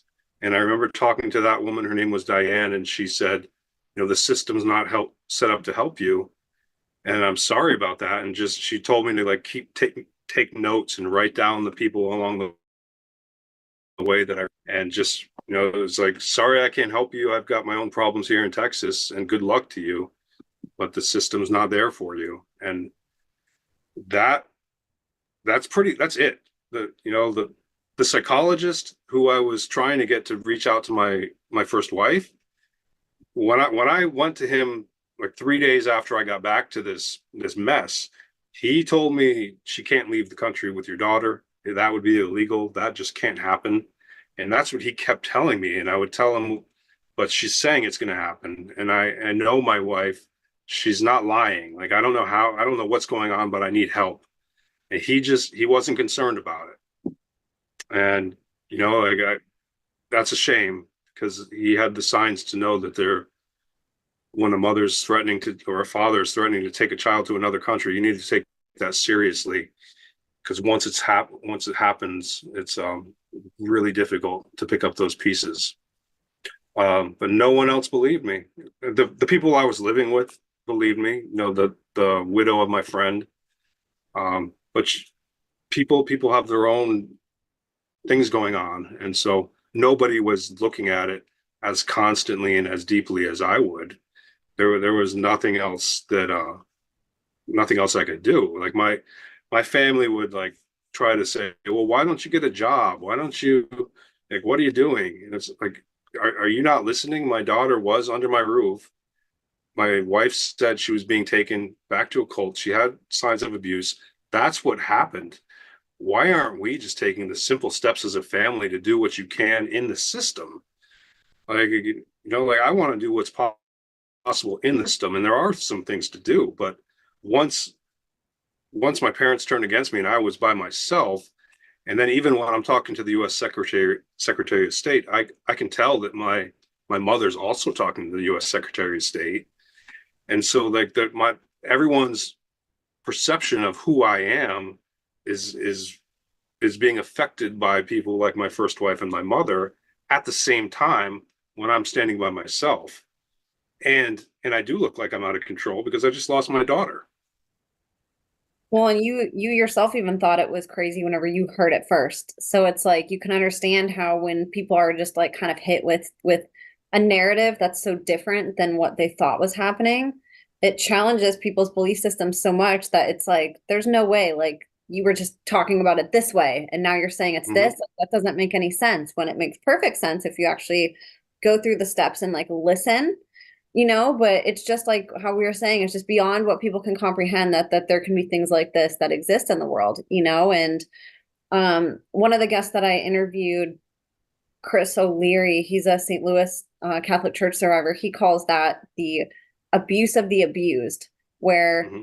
you're already abused and then you decide to come forth and you're basically abused again. You're gaslit, you're penalized, you're retaliated against, people Hmm. don't believe you, you suffer consequences, which you did, and we'll talk about that, and it's like you're re-traumatizing somebody who's already going through something so hard and like who had the courage to speak up, because like look at your father-in-law, like what a piece of trash he is for, being able to abuse people, and it's like that goes beyond the realm of comprehension for people. But there's parents like that like genuinely don't protect kids, and then there's parents like you who would do anything for them. And it's really sad that Hmm. like somebody wouldn't believe a helpless and um uh sort of urgent father who's like coming forth, panicking, saying this is happening. And it's like you had a history of being a good father. There was nothing to indicate that you weren't and that you didn't want to Hmm. keep your daughter safe.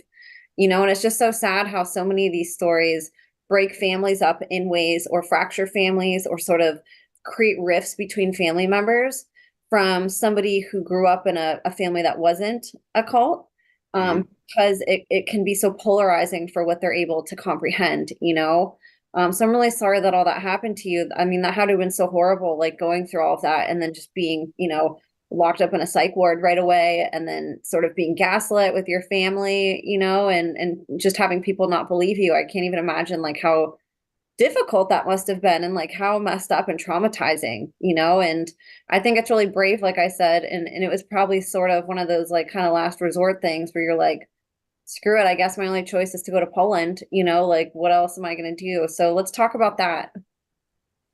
When like when I realized that no one was like on my side and nobody was supporting me, I had a couple friends that would listen to me, but then I was just on my own.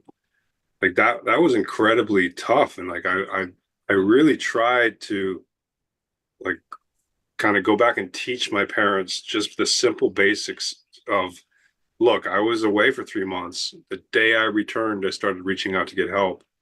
Problems obviously in Poland, and just use like simple logic like that.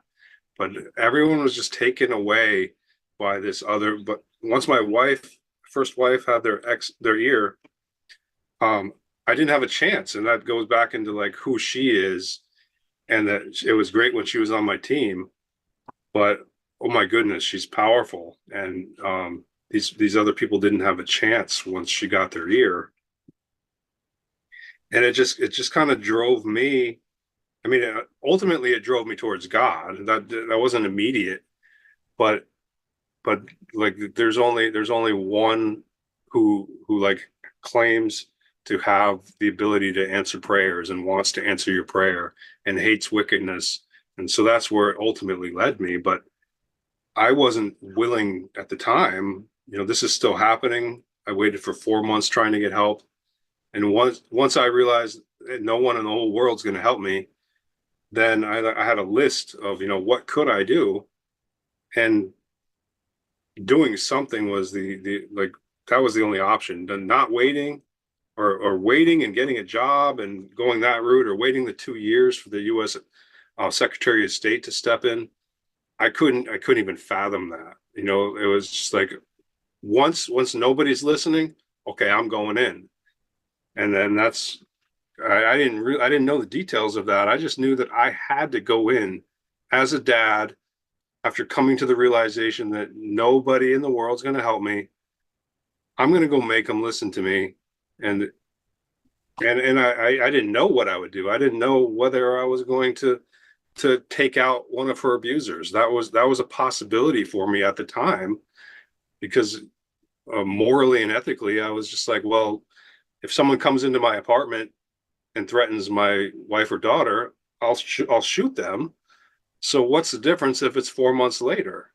And who, like, if God's judging me, that's fine with me, because I honestly don't know what else to do or what else one would do or should do in this situation. And I don't care what the world thinks about me, because they're not listening anyways. But I flew to Amsterdam, rented a car on a prepaid credit card. So like I went to Walmart and got a prepaid credit card and would just hoped they would give me a car with that. And they did. So I drove across Germany to Poland and still just I didn't know what I was going to do. I had maps where I thought maybe if I could get my daughter in the car, I could get her to the US Embassy in Berlin. I printed out MapQuest maps for that.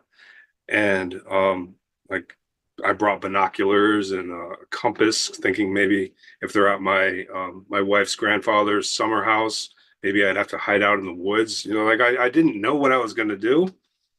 I just knew that they were going to listen to me. Like I'm driving across Germany.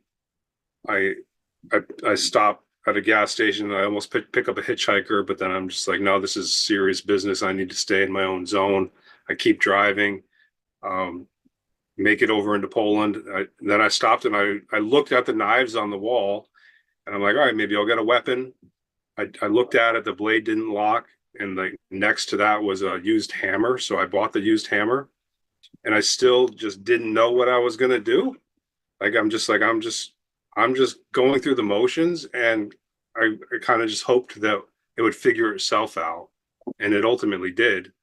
But I decided that getting my daughter into a car and taking her to Berlin was out of the question. That was one of the most crazy things, because it's about an hour drive through Poland to get to the German border.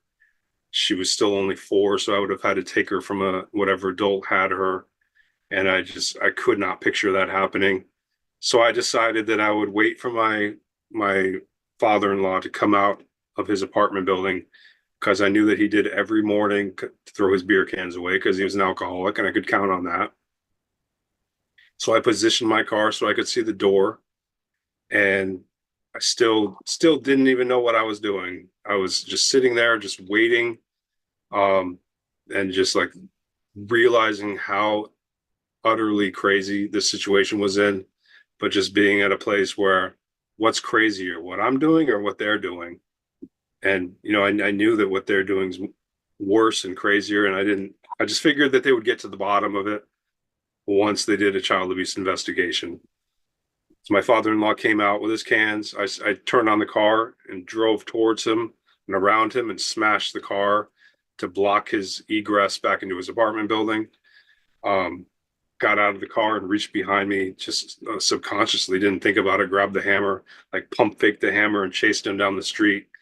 And then he fell, and I ended up just punching him with my right hand several times, and like taking his own hand that was holding his keys and making him hit himself. And then I just stopped, and it was like I had a peace that that was enough. And I wasn't angry. It was like I could see myself doing this in slow motion. Um, I stood there tied up with him. City guard came, and I let them handcuff me, and I stood tall and just thought, now they're going to listen to me. And I felt like, job well done. And it's not how it turned out. Like um, I spent the next 2 days in jail, and they brought me before a judge. And the judge, I asked for a new venue because of my father-in-law's friend was working in that same court. The judge wouldn't give me the new venue, didn't care why I was in Poland or why I did what I did. And then they started saying that I tried to kill him and that I hit him with a hammer, which I didn't. Um, and the medical reports from the court report show that I didn't. It's just him saying that I did, and the court just took everything that he said and that my first wife said, wrote that down as truth, and decided that they had enough to hold me on an attempted murder charge. They sent me to a Polish prison, and I didn't see a lawyer for 11 months. My parents turned their backs on me, and I later found like get well cards that they wrote to my father-in-law, because I got to see the whole court record. And I just got totally slammed in Poland. Once I saw a lawyer at 11 months, it was a public defender. The U.S. Embassy just said I had to go with whatever the Polish system was saying. They wouldn't help me get an interpreter that would understand me. And I had no telephone privileges. Writing letters took months because it had to be translated to Polish. And I sat in Polish pretrial for 19 months before they decided what to do with me. It's 23-hour a day lockdown, 5 minutes of hot water per week. Oh my God. Nobody spoke English, so I eventually learned Polish, but it's just like horrible conditions. You're always hungry. Like you're going from a one box with six guys in the room with you 23 hours a day, and it's solid. So there's no bars. You don't have any communication with anyone else. And then for that other hour, the guards bring you out to another walking cage. And so I just went from like thinking that now they're going to listen to me to like getting letters from the court saying another 3 months, another 3 months.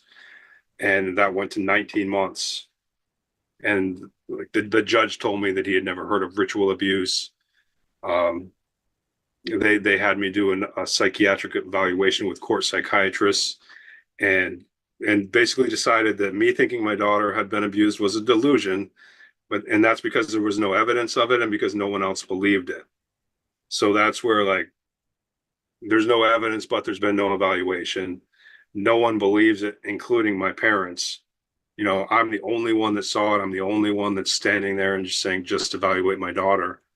So it's because my side of the family and my first wife's side of the family said he's wrong, he's crazy. That's how I got labeled.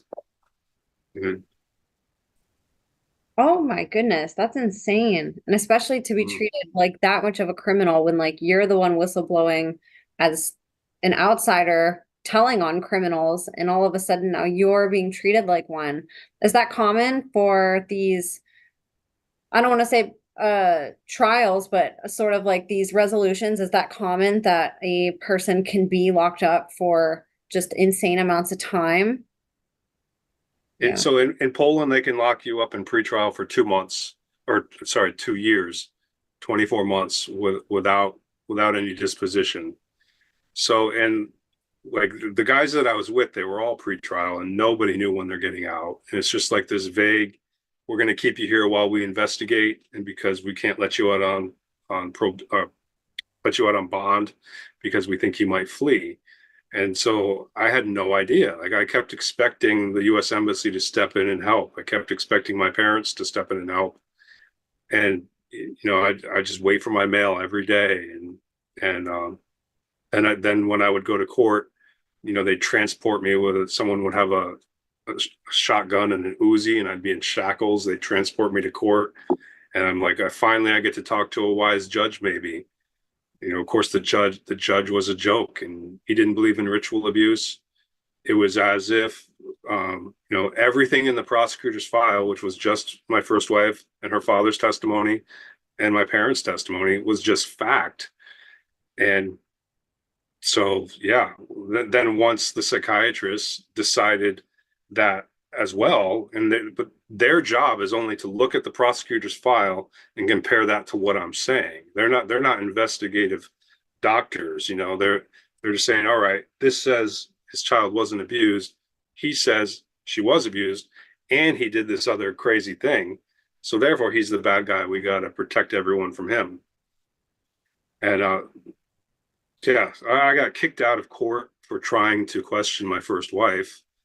I would stay up all night preparing my trial, and like I went to graduate school for law, political science, and so I knew what I was doing. I knew how to cross-examine, and I knew I could just put a hole in her story at multiple different places because she was only talking on a script.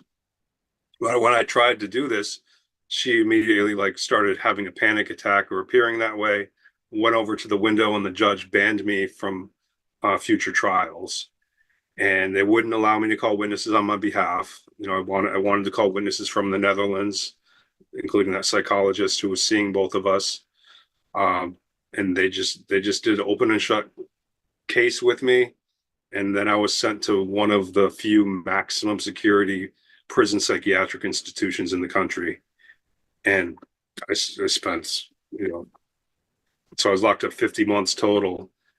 And I spent the first 19 in pretrial, regular prison, and then the rest in maximum, medium, and minimum prison psychiatrics, which are worse than prison for sure.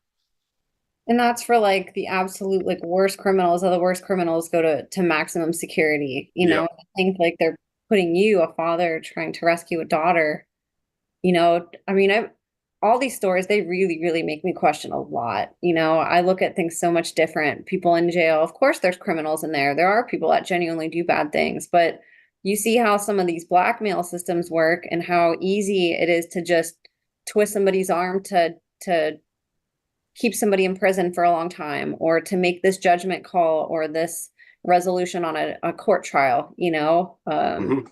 You see how they don't need evidence. They don't need proof. Like that system doesn't run on that. It runs on money and blackmail, just like these cult Yep. systems do. You know, the court system is a cult. The jails are cults. You know how all of that is run. It's just like the cult system, and it's heinous that that happened to you.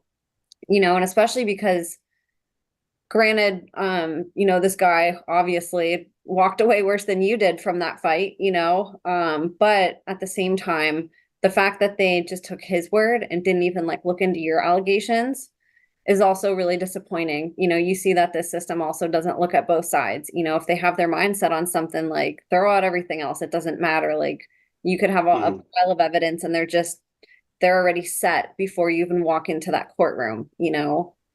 And Yeah. so you're in prison for 50 months, all different levels. You're in different prisons. How are you coping? Is this something where you're getting a lot of time to like learn? Are you researching? Like, what are you doing with your time in there? And like, what are you going through during these 50 months?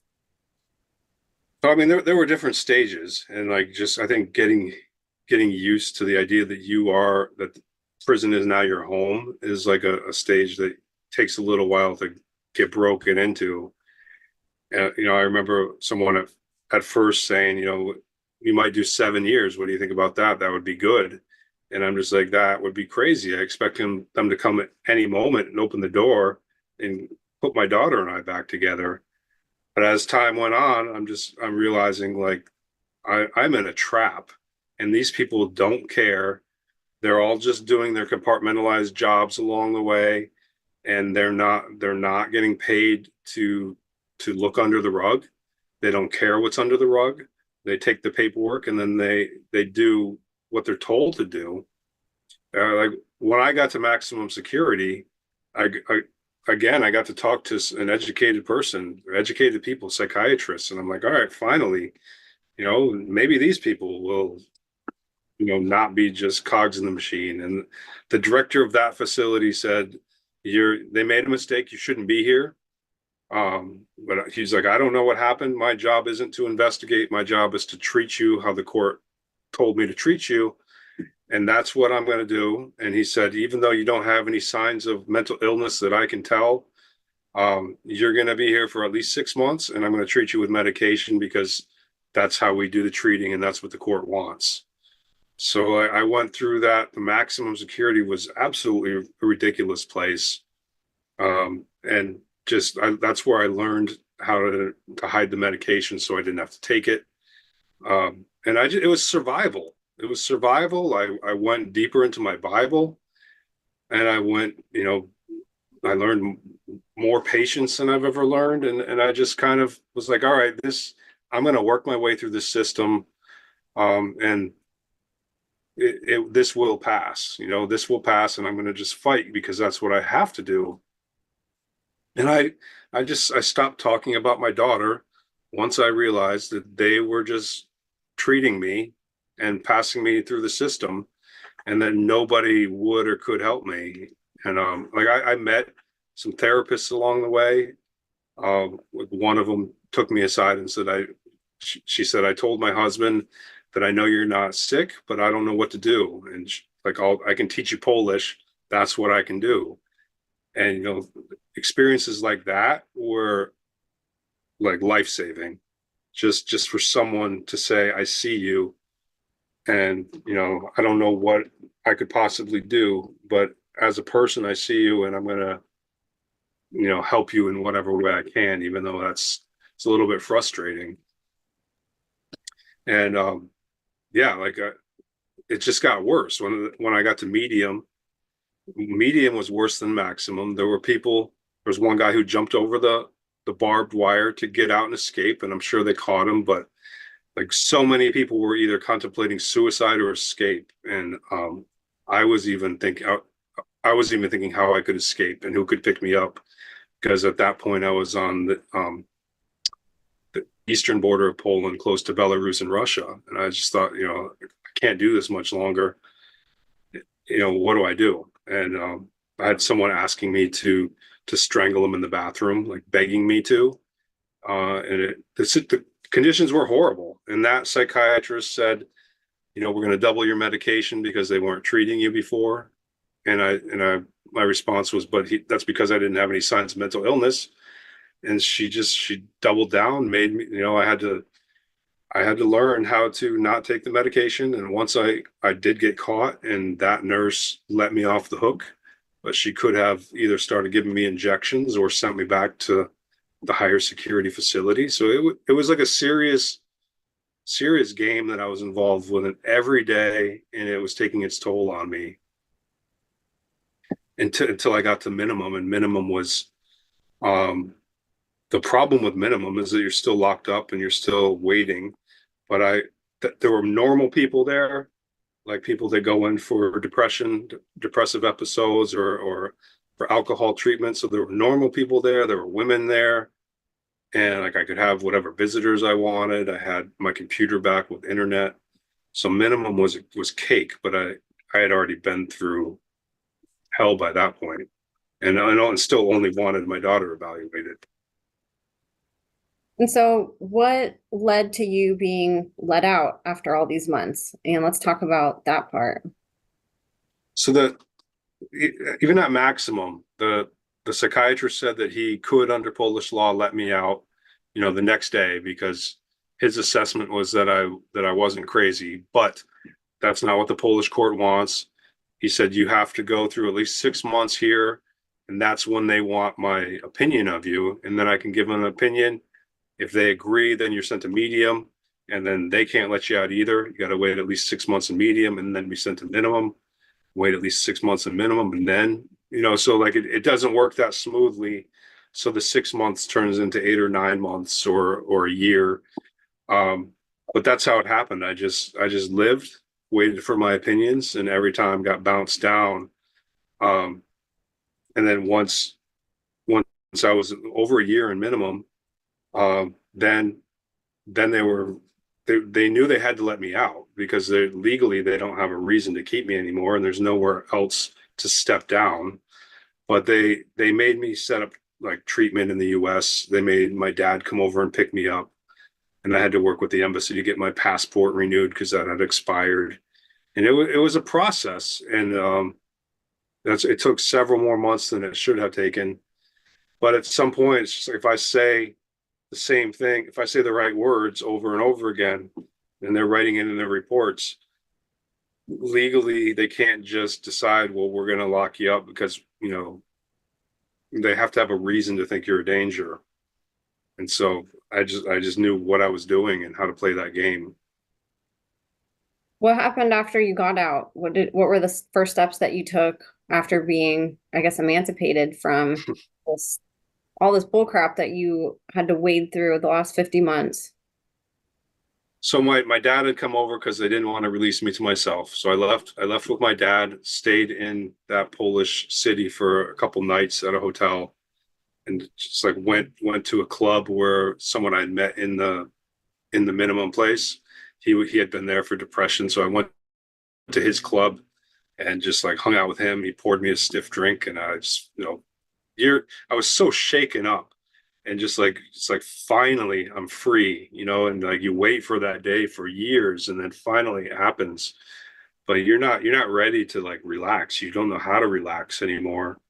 So it took me a couple months, and like my dad and I did a little traveling in Europe, and then I ended up back in Amsterdam at a friend's house, and I stayed in Amsterdam on a blow up maps in his closet, and just like for bike rides, just tried to get myself back again, like learning that I don't have to go meet and talk to this person. I don't have to defend myself anymore. I can open the door when I want to, and just getting myself back.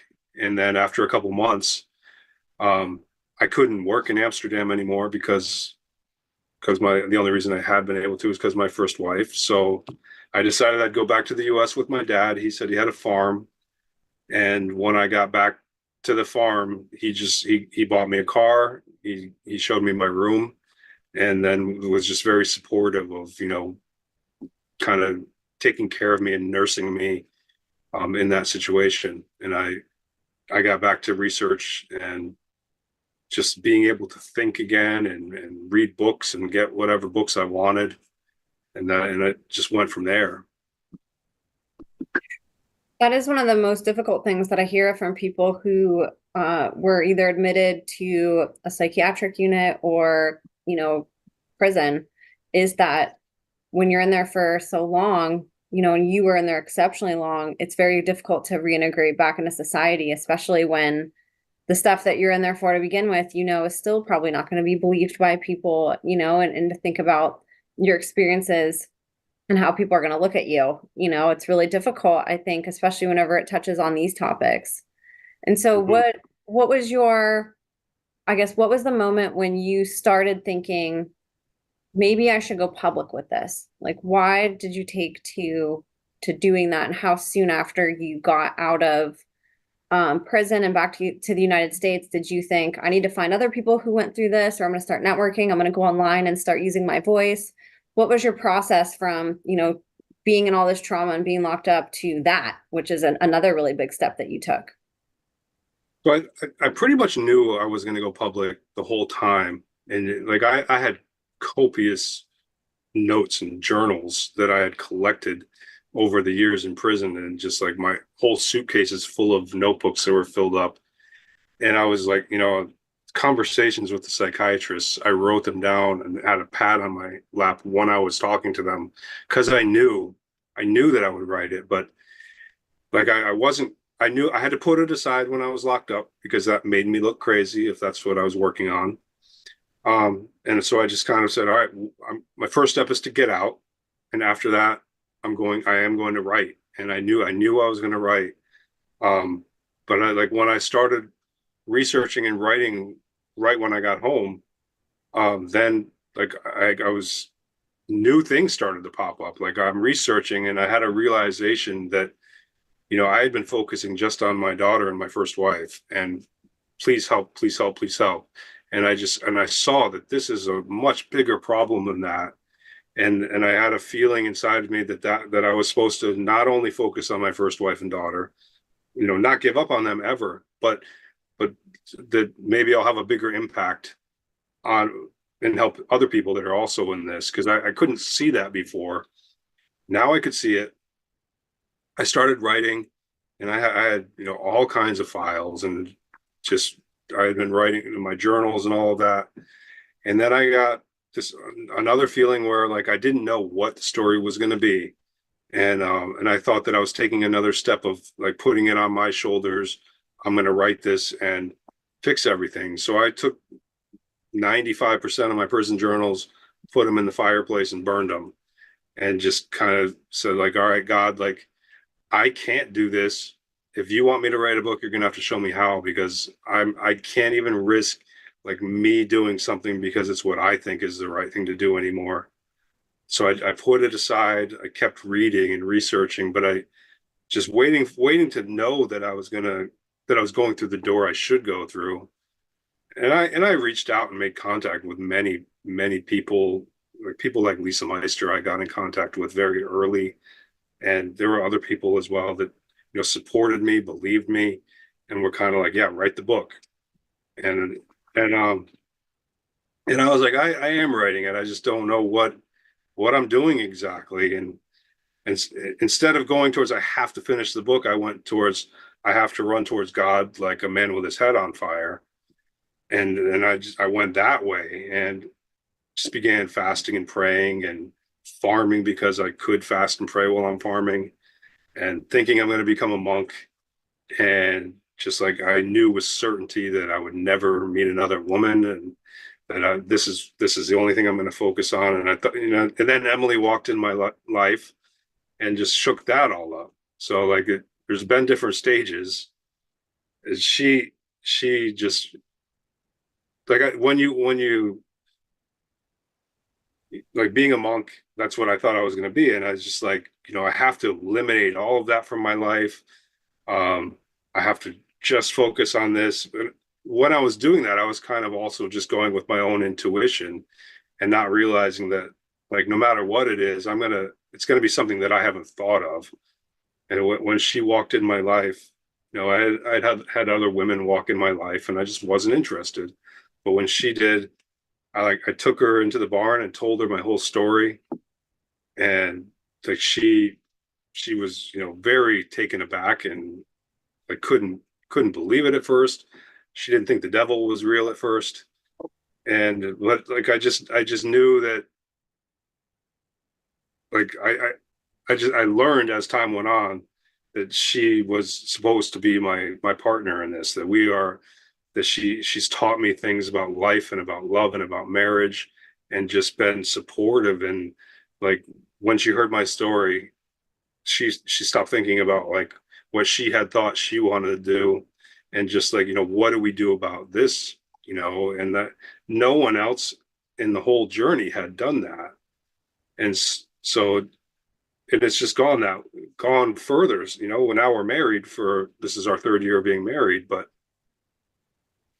like I bought her a Bible, and she went through the Bible on her own, and found the Lord, like, and I wasn't pushing it on her. I was just telling her about my journey and about SRA, and that alone, like, when you know and understand what the devil is doing, then there has to be somebody who is the antithesis of that, and it just happens to be Jesus Christ. Like, that's what it comes down to. And so she saw that with her own eyes, and we weren't a part of a church. I didn't think I would ever become a part of a church, because I wasn't happy with my childhood experiences, and I just thought they were all corrupt in some way. And we ended up at a church, because my stepfather died, and I did the eulogy and met one of the pastors, and then it just became clear that we were supposed to be there. And then at that point, we had a church, so we decided we should get married the way you're supposed to, and we did that.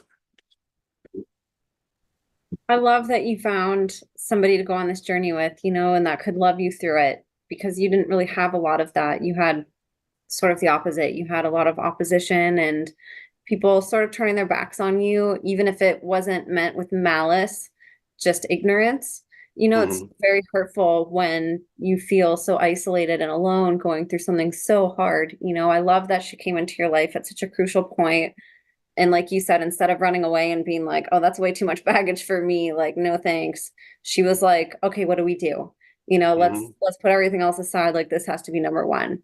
I think that's so wonderful. And, for people listening, we'll talk about this in a little bit, but she's actually partners with you in public too. You guys have done podcasts and content, and I love that she's also like, hey, this might not be my thing, but like, I'm going to use my voice with you. We're stronger together, which is really cool. It's amazing the impact that love can have on a journey like this, and like I said, you're both really lucky that you have each other. It sounds like she's finding her purpose too through this. You're both divinely guided somehow to a mission that was bigger than yourselves, and how beautiful you both don't have to do it alone, you know?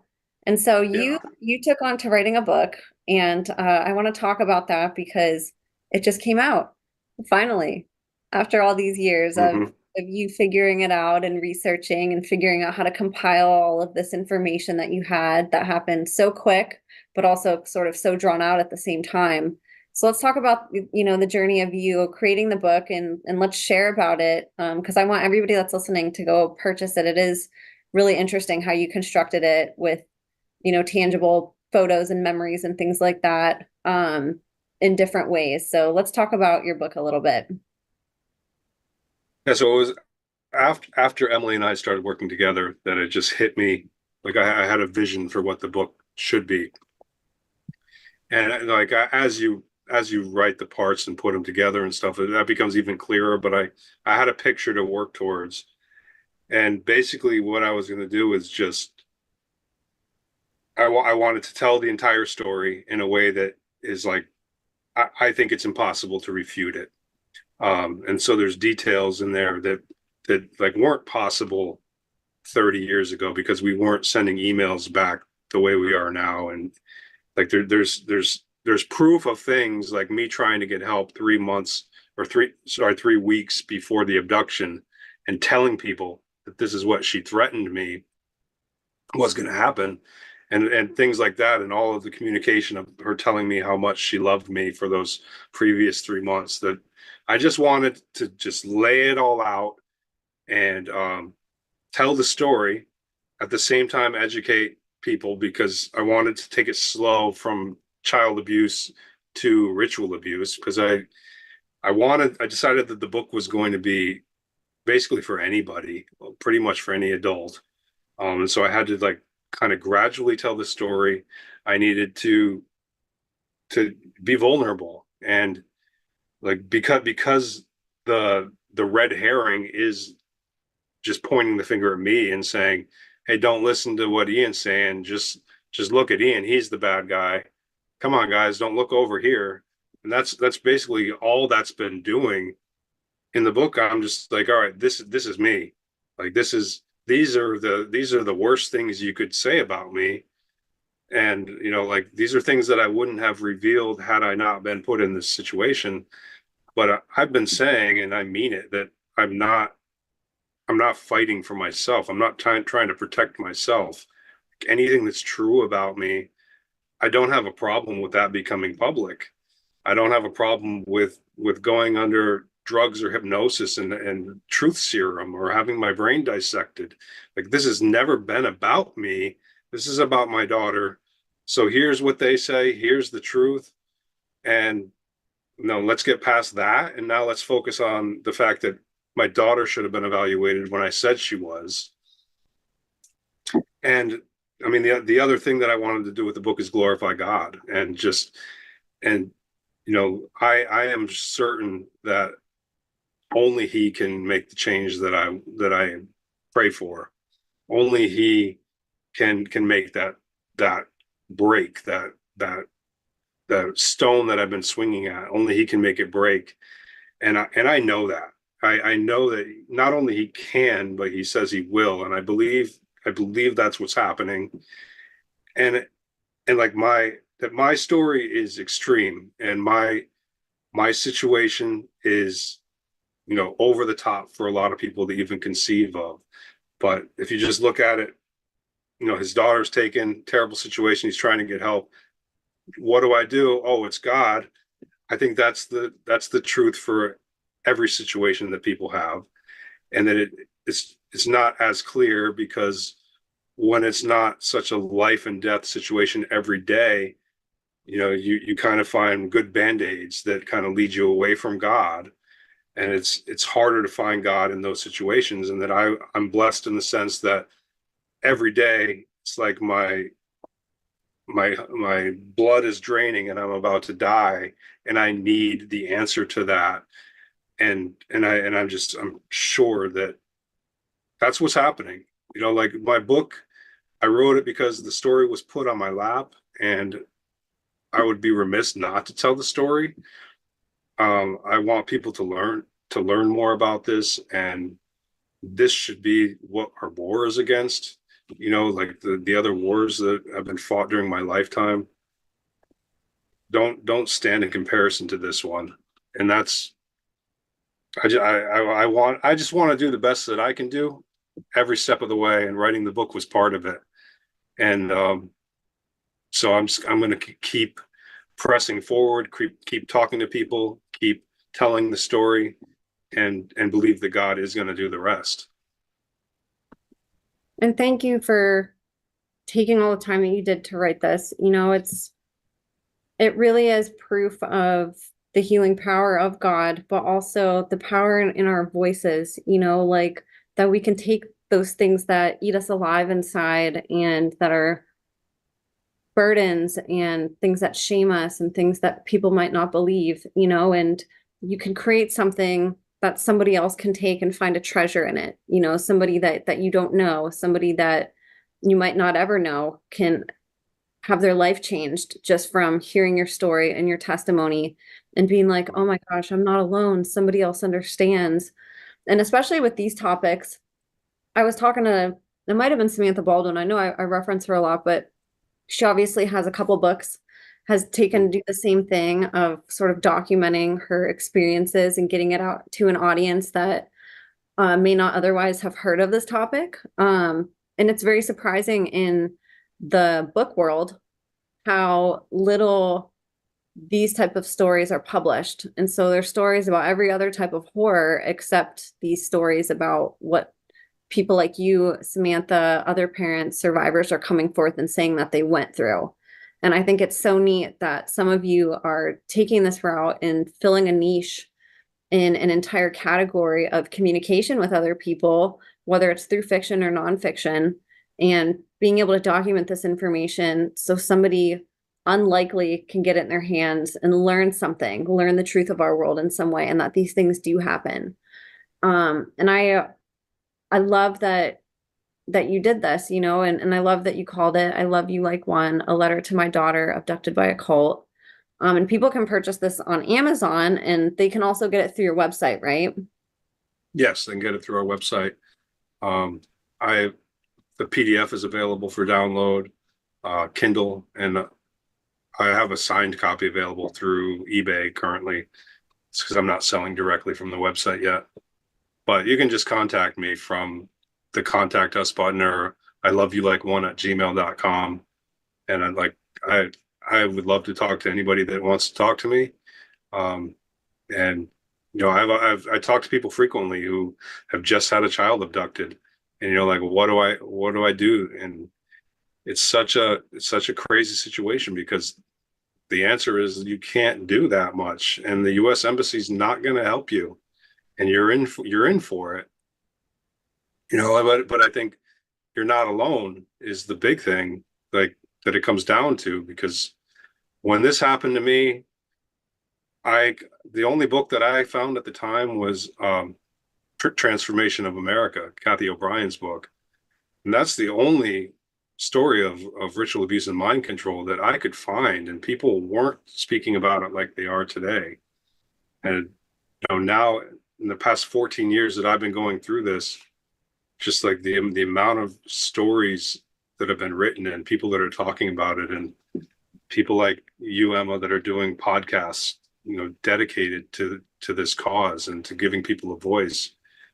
I just think that it's kind of like dominoes falling, and it's being exposed, it's being revealed, and it takes a little while. And of course we want it to happen way quicker than it is happening, but that's what we're a part of, and I believe that it's on its way to the end, like where it can't keep continuing. People are going to decide that this is not okay and see beyond the disinformation of it's the people that are doing it are still trying to convince everyone that it's not happening, but there's too many survivors speaking. Exactly. And you're adding your voice now to that. I know you've had a lot of people who helped you, like Kathy O'Brien and others, that sort of helped you learn a lot more about these really foreign things that happen to children and in different sectors of society and in this world, and I love that now you can provide your puzzle piece that's going to go do a 360 and impact somebody else, and that you can now give back to the same community, and provide that. And so your website is iloveyoulikeone.com. And what's really cool is there's a PDF. So for people who can't afford it, or maybe who don't have room for a book or whatever your reason is for not being able to get a book, you can get a PDF, the signed copy. There's the contact page. And is there anything else on this website that you want to talk about that could be beneficial for people? I think that the related materials can be beneficial for people. There's one of the things that I've done in the past decade is grow my library, and I buy every book that I find on the topic of SRA, mind control, child abuse, any survivor testimony. So I try to list most of them there. There's also podcasts and people's websites that I found helpful. I haven't put everything on there, but the majority of the people that are talking about ritual abuse and mind control are listed on my website, and and I'm happy to answer any questions. Um, like if people are having trouble navigating or finding a resource, I do know of the book at least. I haven't read every single book that I have, but I've breezed through them and know what's going on in them at least. And I just think that people need to educate themselves and get involved in some way and start talking to people about this, because it's not rare. It's happening in our communities. It's human trafficking is not just in overseas with kids that we don't know. This is actually happening to us and to people like my own daughter.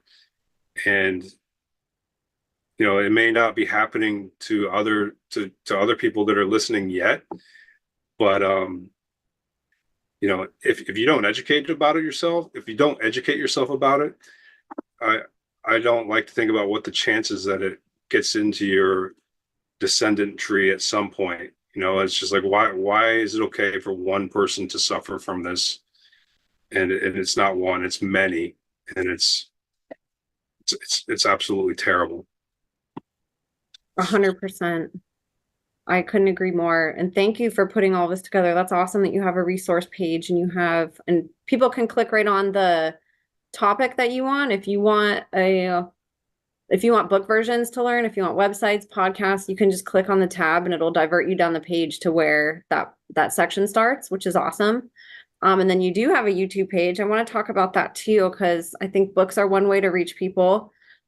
Doing podcasts on other people's shows is obviously a great way, and then also to have your own. So let's talk about your YouTube page. So about a year before the book was done, I was getting antsy, and I just decided I'm going to make a YouTube page and make a couple short videos just because I want to kind of get started on talking about what the book's going to be about. And so I did that, and like I felt very uncomfortable. I had a friend help with one video, but like I just knew that I wanted to keep doing that and growing that. And so I've put the other interviews that I've had on there since releasing the book. And then I think in July probably, Emily and I were just like, all right, let's start making videos for our page and just talking about different topics that come up in the book that maybe someone who hasn't read the whole book or who won't read the whole book will listen and get what's going on in this situation, or use it as an opportunity to answer questions that I know are coming up in the comments of different videos, and just kind of fill it in systematically based on like what I'm hearing and what I'm learning after reading my book. Even I keep reading my book and keep trying to think of what I could do better, what I could explain better. And also, I think just like talking about it all the time, talking about it, like not just the book's done, but the book's done and my daughter's still in the situation. Like, what are we going to do about it? Who wants to join this conversation? Who wants to learn more? And then there's been good response. I think it's a slow, hard process, and but progress is being made. Getting Emily to come on and talk with me about these things, I think is great. She's my softer side, and and just very she's become knowledgeable in her own right on this stuff and is in the ministry of she wants to help SRA survivors. And so I think the two of us together with God on our side, um, that's the road we're taking. We were happy to do it. So selfless, both of you. And thank you for putting all these videos together too. It's another great way to reach people and educate, and another way that people can support you, and might be good for people who maybe can't sit down and read a book. I love that you put part of your testimony on here and pieces of your story, symptoms and signs of abuse. I mean, there's education and testimony on here. So I love that, and love that you, like I said, you have a loving partner to help support you. Where else on I do. social media are you? So I'm on Facebook and Instagram. I love you like one. And that's pretty much mostly Facebook I was using because I hadn't really used my Instagram account. And then, I decided I had to. So now I'm finding that Instagram is great for reels. There's one reel that has 240,000 views, the one with my first wife in the black dress there. And so, it gets people at least thinking about it for a moment. And then, so I think it's a good platform. I'm trying to grow it. I've tried X out and I have eight followers on X. So I haven't figured out the trick of getting people to, I don't really know how X works yet, but mostly Facebook, Instagram. I try to like share other videos that you make or that Lisa Meister makes, or just get people to watch these different stories. It's not only my story. There's survivor testimony coming out every week. And I don't know. I don't personally know what else we should be doing or what else we should be interested in or how much Netflix we can justify watching when this is happening in the world. I completely agree with you. It's definitely changed my life learning about all of this. And, it redirects your focus, especially knowing that a lot of people that we watch on TV or in movies are either participants or victims of this system, and it's almost like heartbreaking to me now to like sit down, and it's not like entertaining anymore. It like breaks my heart or like disgusts me, and so I think there are better ways that we can sort of divert our attention, and learn, and go to these sort Mm-hmm. of alternative sources, people self-publishing books and selling them, small independent creators and artists, and supporting the community instead of sort of what we've been taught mainstream to do. And so I love Mm-hmm. that you created all that. And I'm going to have all of that in the show notes for everybody. But of Thank course, we you. can't tie up this episode without asking, where does this stand now? What are you looking for? Are there things that people can do to help your case? Where does this sort of stand today? So today, right? So this is the 14th year since I gave my daughter a hug and watched her walk down the stairs. And every day has been absolutely excruciatingly painful as I just watch her childhood dwindle away. She's going to be 18 in January of 25. And I I'm just going to keep trying to do my best and try to get better at doing my best every day. Trying to hear the voice that tells me what to do, the one that's leading me in the direction that I've been going, and be a better husband and just do everything better every day. And that's all I've been trying to do. So I'm still writing to government organizations. I'm still writing to media here and there. I'm continuing to look out proactively for podcasts that will have me. And I'm often surprised that some of the bigger names just they don't care. They want to talk about whatever's happening in politics, and that and it's just like I don't get it, But so I don't know how this ends.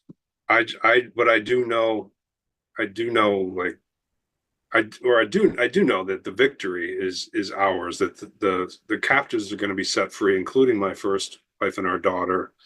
That SRA is not going to go on forever, and I encourage people to care about the fact that this is happening in our world, and I encourage people to realize that what you know about evil matters, right? It really matters in how you look at your life and your purpose and what we're doing here. And if you just turn your back on evil, you're doing yourself a disservice. It feels like you're protecting yourself and kind of seeing the sunny side, but that evil side is encroaching every time you turn your back on it, and you're not going to be able to get away from it because it took my daughter, and that's what made me turn and say no more. And I know because I've seen it that it wants to take away everything that's good here, and we have to fight. We have to stand up and say no, not my child and not that child either.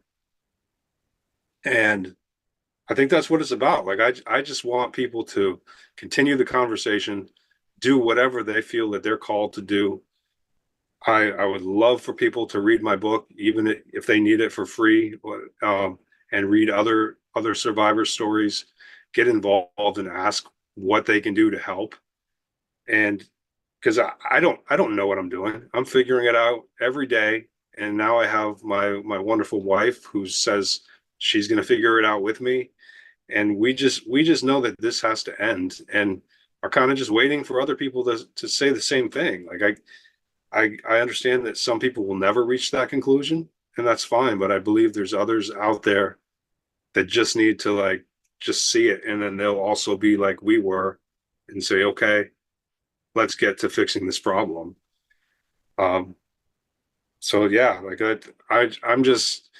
I'm here to talk to. I'm here to help and do whatever my job is as I figure that out day by day.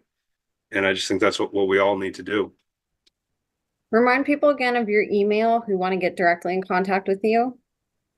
So I love you like one, like the title of the book, at gmail.com. And Thank you. there's a contact button on the website too. Or you can still message me through Facebook. I still do read my Facebook messages as well. Multiple ways to contact you. That's great. And is there anything that you wanted to discuss or anything that we didn't mention that you want to talk about before wrapping up? I don't think so. I think there was one psalm that I wanted to read. Yeah, please Psalm do. 90, Psalm 94:23. And it says, and it's the King James Version, it says, and he shall bring upon them their own iniquity and destroy them for their own wickedness. The Lord our God shall cut them off. And like that doesn't mean that we just sit back and say, oh, the Lord our God shall cut them off. That means that like in knowing that there is strength and there's hope and there's like this thing that gives me confidence that I know that it's going to be cut off, but I also am here and am aware of what's happening, and so I'm going to try to do my best in that scenario.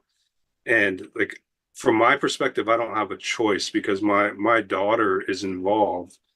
But I just think that like knowing that good does overcome evil, knowing that this isn't just happening randomly, and that the it's being exposed, it's going to be rooted out and dealt with. Like I encourage people not to be afraid of it, but to feel, you know, confident in that good is overcoming evil, and that is what we are witnessing. And I'm excited to be a voice and do whatever it is that I need to do. Thank you for that. That was beautiful. And I love that we're ending sort of on a high note, and it's great to see you smiling and so hopeful. I know it's been you've literally been to hell on earth, and survived it. And we appreciate you continuing to go on each day. 14 years is a long time to fight, and you were fighting before that. So we thank you. Your daughter's so lucky that she has you, and it's going to be a beautiful day when we can have you on the podcast to talk about being reunited with her, because I know that that's going to Mm-hmm. happen.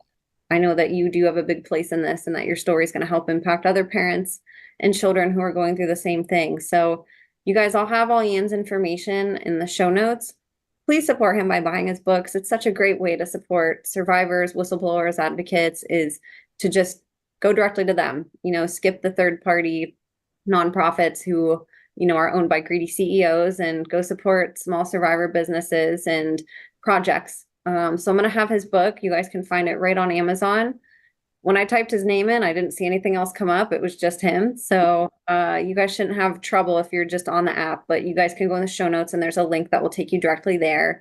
Go check out the resource page on his website. It's great whenever we can have information compiled in one spot. And thank you again, Ian, for doing that for us. And go share his website, grab another book, grab two whenever you buy them, give one to a friend, or send the PDF to somebody. That's another way that we can raise awareness, is through storytelling, and books can reach people differently sometimes than a podcast can. So I encourage you guys to please, if you guys have any ways or resources too that you guys can help, or if you know somebody that can, reach out to one of us and let us know. It would be great if we could, somehow elevate this to a point where it reaches the right person who says, hey, I can help somehow, so if any of you can do that, even if it's just your prayers, if there's anything that you guys can contribute, please do. We really, really appreciate it. And speaking of prayers, please pray over Emily and Ian also as they go through this, and as they traverse down this really hard path, and pray for his daughter and over his family. I do have so much hope that this will come to an end, and the more people that speak up, the more it encourages others too. So you guys, thank you so much. We can't do this without you. We appreciate you guys hanging out and listening. God bless you all, and we will see you next time.